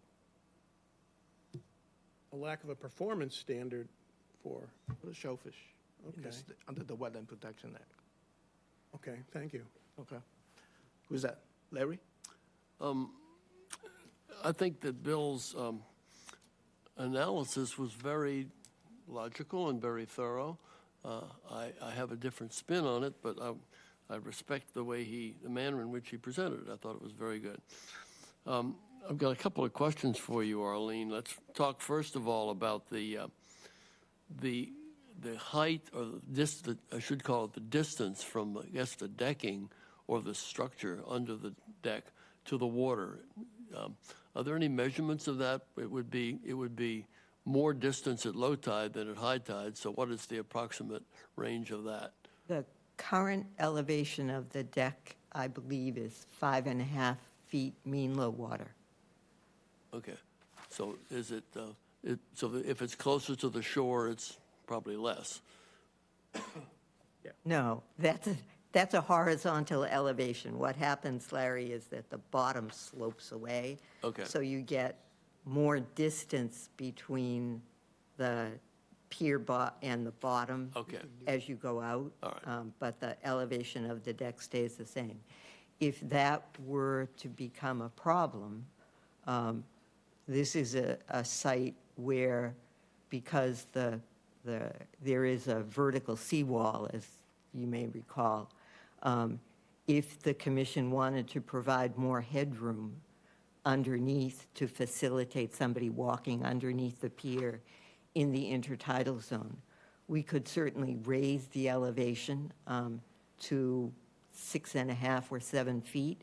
The problem is that historically, the commission has not liked to have high piers because of the aesthetic impact. So designers have always tried to balance that with a slightly lower deck elevation, but if that became the main sticking point, we certainly could do that. But you have brought up the issue of, I'd call it a T-post or something in the center, a singular post in the center, as the lack of steadiness to it.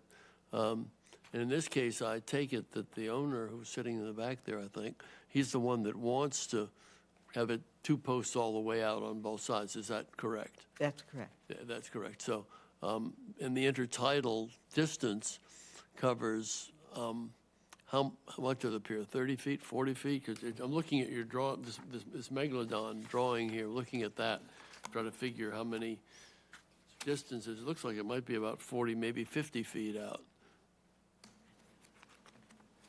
Sorry to make it hard to keep turning these pages when you've got so many. The intertidal zone is 40. It's about 40 feet wide. Yeah, okay. So I guess that's a choice that if it was a preference by the commission, to me, I'm not advocating for it. I'm just raising it as a question at this point. And back to sticking with Bill's comment about recreational, I think it probably would apply to recreational and commercial, but I think the recreational maybe have more relevance or significance. The other issue that I have is whether or not, I mean, this shellfish survey was on either side of the pier. Now, are there any survey samples that have been taken out in open water that are nearby? Has any of that been provided with this that is current? The January 2022 Megalodon study looked along the shorefront to the west of the pier. Okay. In the area between low water and the end of the boardwalk section of the pier. Okay. And the findings are pretty much similar. Consistent with that? Okay. Now, there hasn't been any talk about the boat here. Is there any, do we need to talk about that in terms of the 30-inch rule or the 12-inch rule? Do we need to be talking about that? There's a 12-inch freeboard requirement in this permit. There's no desire to change the boat here.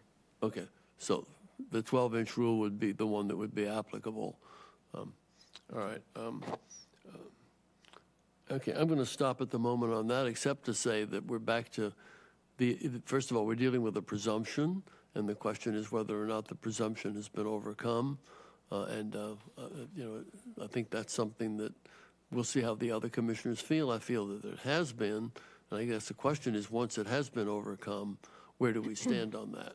So I think that that's an issue that remains to be finalized and articulated, whether it's in findings or something else. But that's my coverage for the moment, and see where else it goes. Thank you. Louise? Let's see. I believe you've said this is on its way to becoming a 10 if the current shellfish report is accepted, right? I believe so, Louise. So if we were going to consider this pier as a whole unit from the get-go today with a 10 rating, we would not be talking about a 12-inch rule. We would be talking about 30-inch rule, right?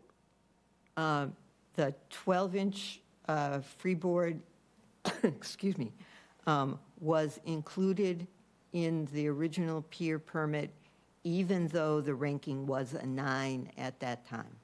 So how long ago was that? Pardon me? How long ago was that? The pier went in, I believe it was actually constructed in 2005 or 2006. The permits were a year or so prior to that. Wow, that's surprising to me, because I think we had that ruling. Do you have any recollection for how that came about? This particular pier did go on appeal, and my understanding is that the special conditions were the result of a mediation. They weren't a court order, they were an agreement that was reached between the parties. Again, it wasn't my project back then. Okay. But it was done with the knowledge of that shellfish ranking, and in the light of Tom Marcotti's study, which supported the rankings. And we now have 17 years worth of pier installation and boat use, and there's no difference in the shellfish habitat or the shellfish counts at this site. There's no difference in the habitat either. There's no divots that have been created in the bottom.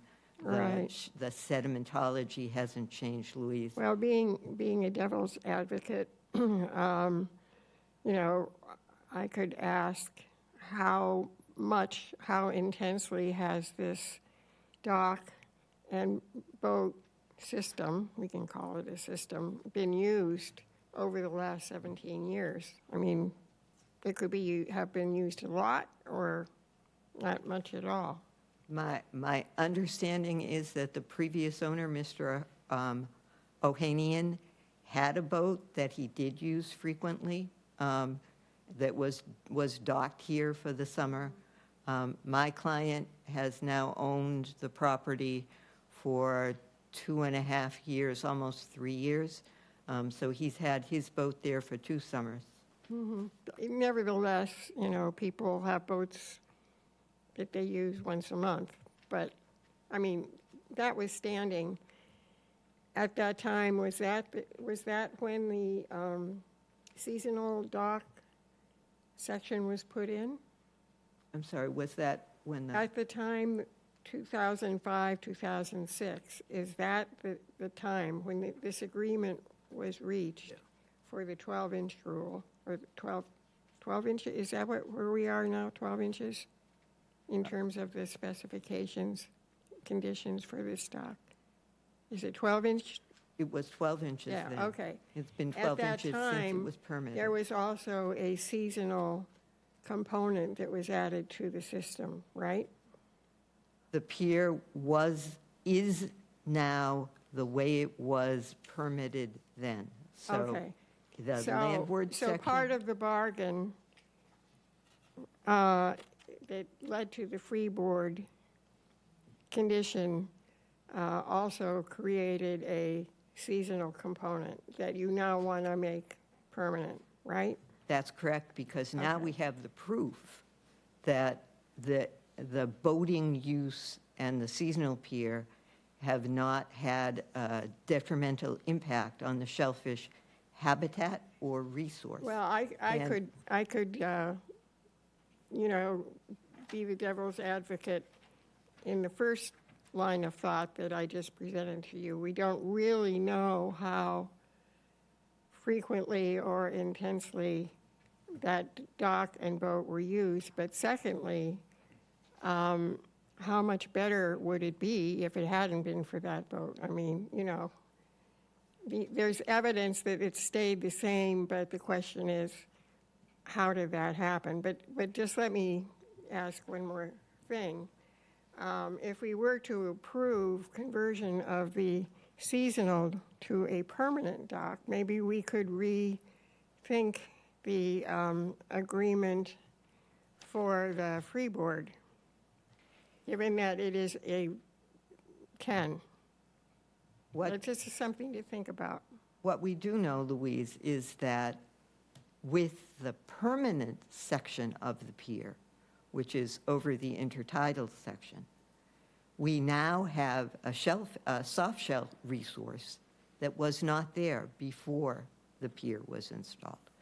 So not only is it not having a detrimental impact, it apparently, the resource is better. I don't know that it's attributable to the pier, but the resource is better than it was before there was a pier at the site. And the study that we've provided show that the footprint of the seasonal dock has adverse impacts that won't be there if we convert to a permanent dock. Well, I think that's debate, that conclusion is based on the literature search that you did, right? Not only on a literature research, but on observations of what happens to seasonal docks in this area. We But know. that's really the conclusions come from your literature that you discovered that you attached to the package. That doesn't have anything direct observation, cause and effect at this particular site. I'm just saying that I think you're making interesting observations, but that some of your conclusions, you have to have a leap in faith on certain components of reaching that conclusion. I mean, as Ms. Clark described earlier, nobody knows why the shellfish go where they go, and maybe, who knows how those soft-shelled mollusks ended up there in that narrow band along the shore. That's all. I mean, going back to Bill's comment about the recreational resource, not only is this a site that's very hard for recreational people to get to, because there's no place where you can access by foot, as we noted in the NOI, but considering the impacts from seasonal jetting of piers or twice annual jetting of piers, where you develop the area around each post without any shellfish because you've disturbed it and disturbed it and disturbed it. And there are actually more 4x4 posts at this site because they're 8 feet on center. Then there will be permanent piles, which will be 15 feet on center. So in fact, some of that habitat will become available to shellfish, and that is not available now because nothing grows there. I mean, you one thing to be able to walk on it and another thing to have shellfish. And the colonial ordinances don't provide that people have the right just to stroll along the shore. I mean, another thing is you talk about the shellfish rating remaining a 10 over 17 years, and then you also talked about the fact that we've got soft-shelled mollusks now that we didn't have before. And oh, by the way, we were installing and taking out the seasonal pier at the same time. The soft shells are in the area where the permanent section of the pier resides.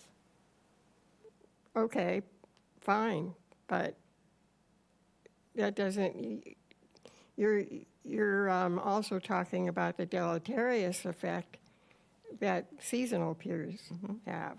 So, and also, I haven't been able to study the literature resource, but you've also, I think that there's evidence that they report that the disturbance is not localized at the site of the jetting in. It's all over the place. So I don't know if spatially you can, the disturbance that you would have in installing and taking out the seasonal pier could actually influence distances that you're saying are now occupied by soft-shelled mollusks. But, I mean, that's just kind of what I'm puzzling right now. I'm not sure everything is concrete in terms of some of your conclusions, is all I'm saying, so. Thank you, Luis. One thing I just want to mention that for the shellfish rating map for this application is the 2011 one. The 2022 does not come into play. Okay, George. So I built this dock a few years ago. I knew the owner quite well. He had a power boat. He was an avid boater, avid fisherman. He used this dock constantly. You know, we've talked about having some sort of a study on shellfish over a period of time at a well-used dock. We have a study, and it says that it's all the same, and yet we're just throwing it in the trash can. I think, you know, this is kind of what we've been waiting for.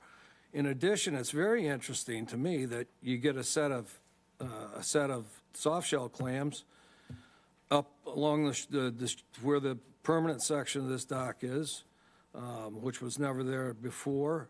I understand, Bill, your concern with recreation, but in this case, I mean, I'm looking at this picture, there's 1, 2, 3, 4 docks. Before you get to even any place where there's access for lateral access, you can come by boat. If you wanted to come by boat and shellfish here, you could do that.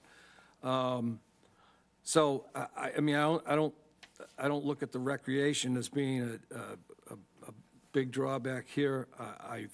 I've always been a very strong proponent that this jetting of these 4x4 posts is way more detrimental than putting piling in once and being done with it. So I think this is an improvement at this site, and I'm in favor of it. Pete?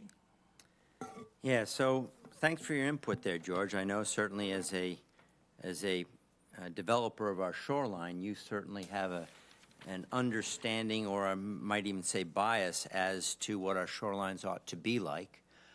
My question is, and I thought I heard this, Arlene, correct me if I'm wrong, that our current owner of this dock has enjoyed using his boat for the past several summers there.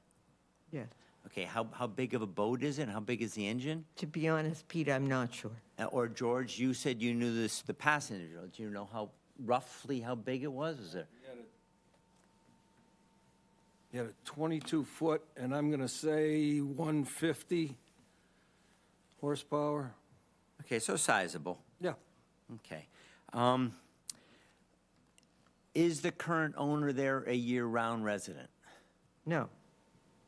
Okay, so I guess my question is, and we have all kinds of seasonal docks. Essentially, this dock being proposed to be shifted from temporary to permanent is only going to be used temporarily during the summer when it's perfectly, don't interrupt me, when it's perfectly served by the seasonal nature of the current dock, correct? No. Explain. Because although he isn't a year-round resident, he does come down to the site. I mean, he's having a lot of work done on the house, so they haven't been in residence as much. But he lives in the Boston area and comes down for weekends and days, and the family has other homes in the immediate vicinity. So his plan, as I know it, is to come down frequently, although not to make this his permanent home. He'll be here odd weekends. He'll probably be here for holidays. I know they use his father's house for holidays and get family gatherings now. So I would imagine that as my other clients who use their houses in a similar fashion do, as long as the season allows the boat to be in the water, it will probably be here so that he can use it. He has 2 small boys. They are very rambunctious. They like water sports, and they like fishing. So, Because I'm certainly used to seeing even permanent docks not having boats at them for a number of months of the year. So I'm going to ask my fellow commissioners and the general town, we have a whole bunch of seasonal piers, and what we're getting this year is sort of an onslaught of these requests to be making these temporaries into permanents. I myself walked what was the Ryan Pier. Again, it's named, it's a different name now. Forget what it was, but it was a Ryan Pier back in when we first won that court case. And I walked that footprint this fall into an area that is jetted in and out. I walked the footprint of it, and there was only 2 or 3 places on that whole part along that up to my waist in depth at low tide where I could see any depression, just a depression, never mind it being soft sediment or anything. I did not see, personally, given my professional background, almost minimal effect of the jetting on that population that was residing at that, I think it's the Martin Pier now, but it's the Ryan Pier, actually. Mm-hmm. We have recently put together a series of findings on our recent denials of this permanent this temporary to permanent shifts. I don't see how this is very different. The argument is being made that the jetting in of piles is at least as bad, maybe worse, than a permanent displacement of habitat, and that's not what I've seen. I will try to read those 240 pages, but it will take me time. And what comes at me as a scientist with a full-time job as a teacher is increasingly onerous in terms of the information that, quote, is thrown at me with the claim that this proves a point that seasonal docks are worse than permanent docks. We have a long-standing town understanding from our shellfish biologists, from our shellfishers, that temporary docks are much improved for access and for habitat compared to the permanent docks. I will come back after I peruse 240 pages of a technical report. We can compare notes when I have time to read it. There's a couple of things I just wanted to point out before I go back to Larry. One is, if this is a 12-inch rule, is there a sign on the end of the pier that it says a 12-inch rule? And I'm wondering what is the current boat draft is versus the 12-inch rule. I don't know. I don't have the information, but this is something that we should look at, but we should ask. The other things, too, as you're mentioning about your projects, you are asking for a 12-inch rule. But in the documentation that you file under the NOI, I couldn't find that language that you are asking for a 12-inch rule. If I'm reading it wrong, then, I need to kind of read it and find it. Where is that sentence specifically saying that you're applying for a 12-inch rule under the current pier? I think what we've said is that we weren't going to change any of the conditions from the previous permit, but I'm happy to clarify that. This is specifically mentioned that, because otherwise this is one of the critical things that we need to know. You should provide that as a written, statement saying that you're asking for a 12-inch rule. Well, I guess in 703, there is language that says that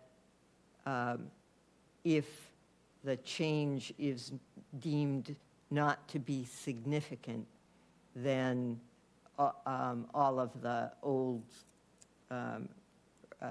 conditions could continue to apply. I know I haven't said that very well, but we believe that this is not a significant change because the impacts are not going to be more significant than what's there now. But I think that point is up to the commission to look at and study the shellfish report from our, biologist, from Ms. Lewis, and then getting that. So, because based on that, you're just relying on that and said, yeah, that would be a 12-inch to apply. I mean, to me, you need to specifically mention it and not implying, because, we got so many papers to look at. It's trying to imply something is not good. Larry? Thank you. I don't know whether to ask a question or make a statement. I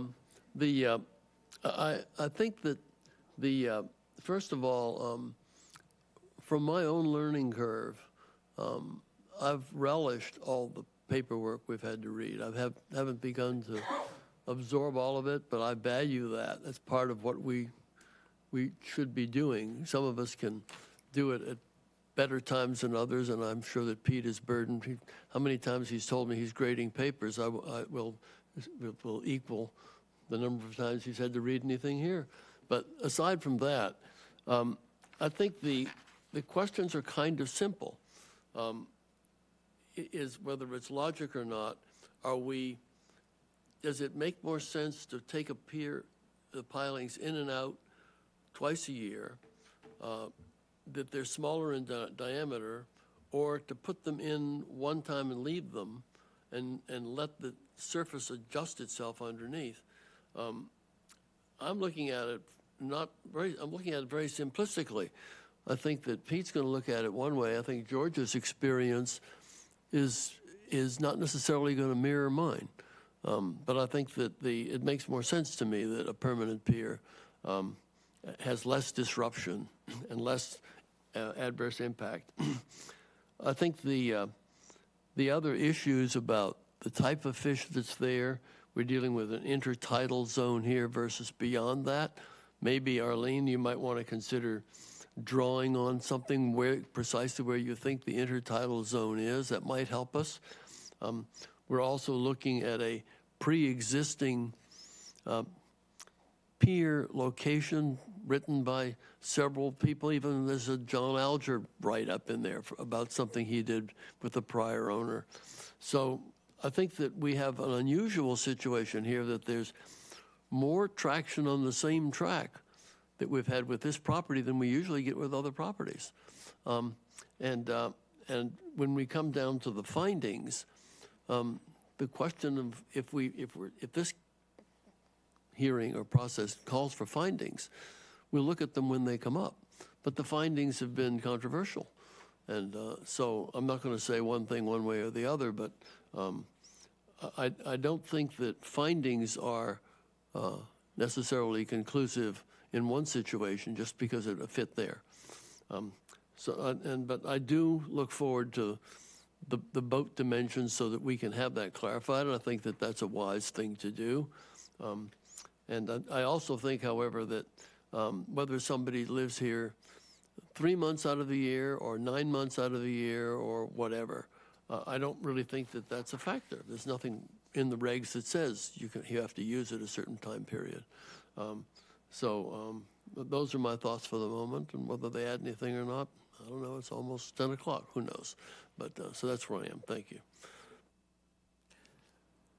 Any other question from the commissioner? I think we need a continuance to wait for Liz Lewis' report. How much time do you think you need for that? I don't need any time for that. I believe the meeting on the 25th is 2 weeks. That would keep it within the 21-day review period. And so that's what I would like to do right now. That will simplify the process. You won't need a waiver. It doesn't matter. If there's a further continuance after that, you would, but you won't need one. No, it's not NOI. NOI for your continuance, 21 days. 21 days does not apply at this point. Within 21 days of the opening of the hearing, and so. No. Well, maybe she doesn't want a continuance. Huh? Maybe Arlene doesn't want a continuance. Tom, did you want to ask the public if they wanted to say something? I know I have to say that, yeah. But So- let me finish this point here. So if we continue to the 25th, Okay, that's fine. But what I'm saying, though, 21 days does not apply in this case with the continuing stuff under the NOI. Under the RDA, yes, you have, within 21 days, you have to issue you have to have the hearing, and then you have to issue the order. Yeah. That's 21 days, but not NOI. Any public comment on this one? Go on, John. 25th.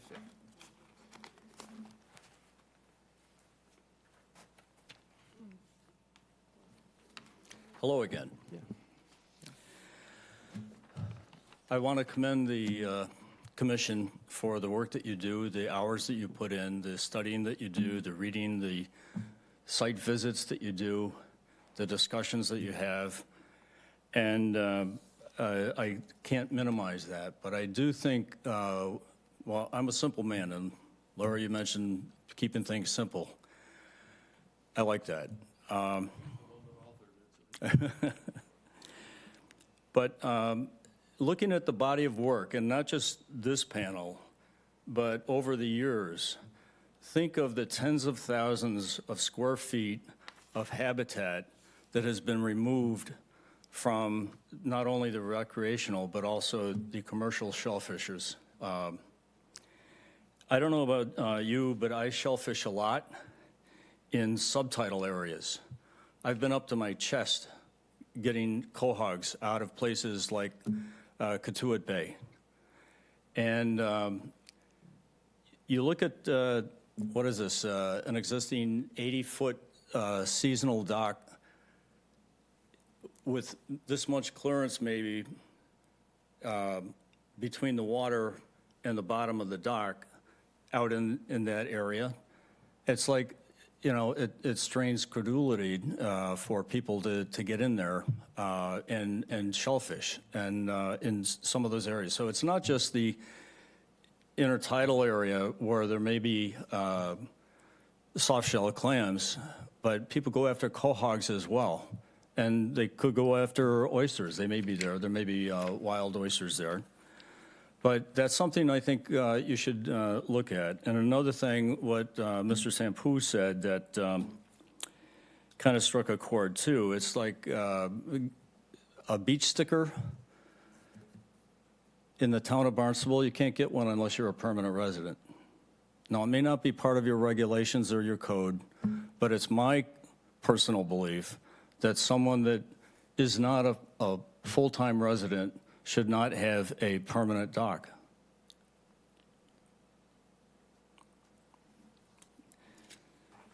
So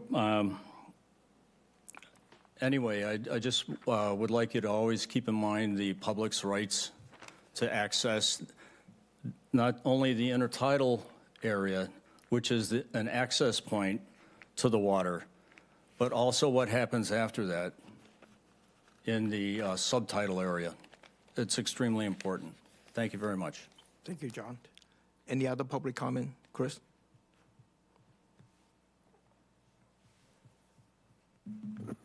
Thank you very much, Chris Clark.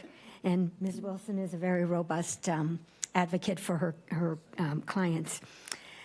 I should say there is a very small access point for recreational access or public access, and that was verified to me when I was an employee for the town by then town attorney Bob Smith, who, when I brought him the map, said a picture is worth 1,000 words. There's a tiny path off of South Bay Road, and that area, that flat, is extremely productive, so much so that the town, back when I was working and prior to when I was working, used it not only for a relay area, perhaps Darcy used it as a relay area, and also planting young juvenile quahog seed. And that regular planting and harvesting may also have contributed to the soft shell clam set, which, like a ribbon, is along that whole shoreline. But what mostly caught my eye, if I'm reading the right document, is this letter from Liz Lewis, the shellfish biologist, that says she's looking over the NOI and the shellfish survey was not done within the footprint of the pier, but adjacent. And then she further writes that I really think they need to do another one that is in the proper place, because this doesn't really tell us much other than the surrounding area's productivity. So I think that's significant if I'm reading the most current document sent by the shellfish biologist. Thank you. And thank you for your time at this I think later. that was corrected, Chris. Oh, okay. I'll so- let Arlene confirm it, but I Okay. think that she sent in something correcting it. Okay, thank you. Like I said, I may not have been looking at the right. Appreciate that. And then we are waiting for Liz Lewis' report with the continuance.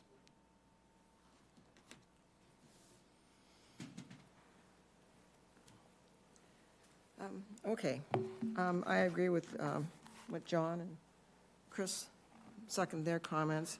And the only other thing I was wondering, what is the overall feet of the current boat, and what is the engine, horsepower on the engine he is now using? Do you know that? No, it's one Who's of the gonna things get we're it? going to find out. Okay, because, you know, with 2 active boys aboard, 22 feet is not a lot of feet. And I would think that he would have wanted, or has, something a lot more width to it or length to maneuver around with two young people on board. That was my thought on that one. I think 22 feet is adequate for, You think 22 is? I think, yeah, in terms of, you're talking about people, right? not We're talking about get at least wrapped. 1 or 2 adults and 2 small active boys. Yeah, 22 feet Yeah. is okay. Now, I'm just curious, does he still have that same requirement of what he's got out there? Is that, because that's what the doc says. It's supposed to be. But that's why we asked the question for the information. So, Thank you. I'm asking the question. thank you. Just like Arlene said, there is a Division of Marine Fishery comment letter that's mentioning about the time of the year restriction and all those conditions. So, any more public comment on this? Pete? I would like for us as commissioners to evaluate whether or not a seasonal dock being changed to a permanent dock is a major change to that dock. Because now it's not just for half the year, but now it has the potential for affecting it for the full year. And while the footprint might be the same, the effect would be potentially more. So we've never had this discussion, but would that rise to the status of being a significant difference to that dock, and so therefore coming under our more current regulations? I want for that just to be out there as something for us commissioners to be thinking. That's definitely one of the questions that we are going to examine. No, I think it was a 205, 206 approval, so I think it would be our current regs. But I think your point is good. I mean, as I said, if we were talking about it today as a brand-new thing, It'd be a we would 30 not, inch. it would not be a 12-inch rule. Right. Could I have a motion to continuance this to April the 25th? So moved. All in favor? It's approved. Thank you. Thank you. Can you give us Arlene, the information before? We will need the form submitted, the waiver form, the continuance. Yeah. What? I'll give you a call. Could I have a motion to adjourn? Do we have to have her agreement to have a continuance? Yeah. I just stated that I believe we need it, and she says she wants to call tomorrow, so But is that a commitment? Information that she was going to do that, I don't think.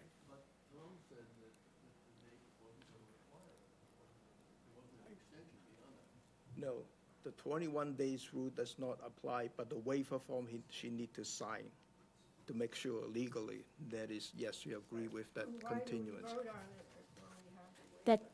I wanted you to state that on the record, that she needs to submit it. The next hearing is April the 25th, is a remote. So could I have a motion to adjourn? So moved. Second. All in favor? Approved. We are adjourning at, what is that? Clock is wrong. 9:29.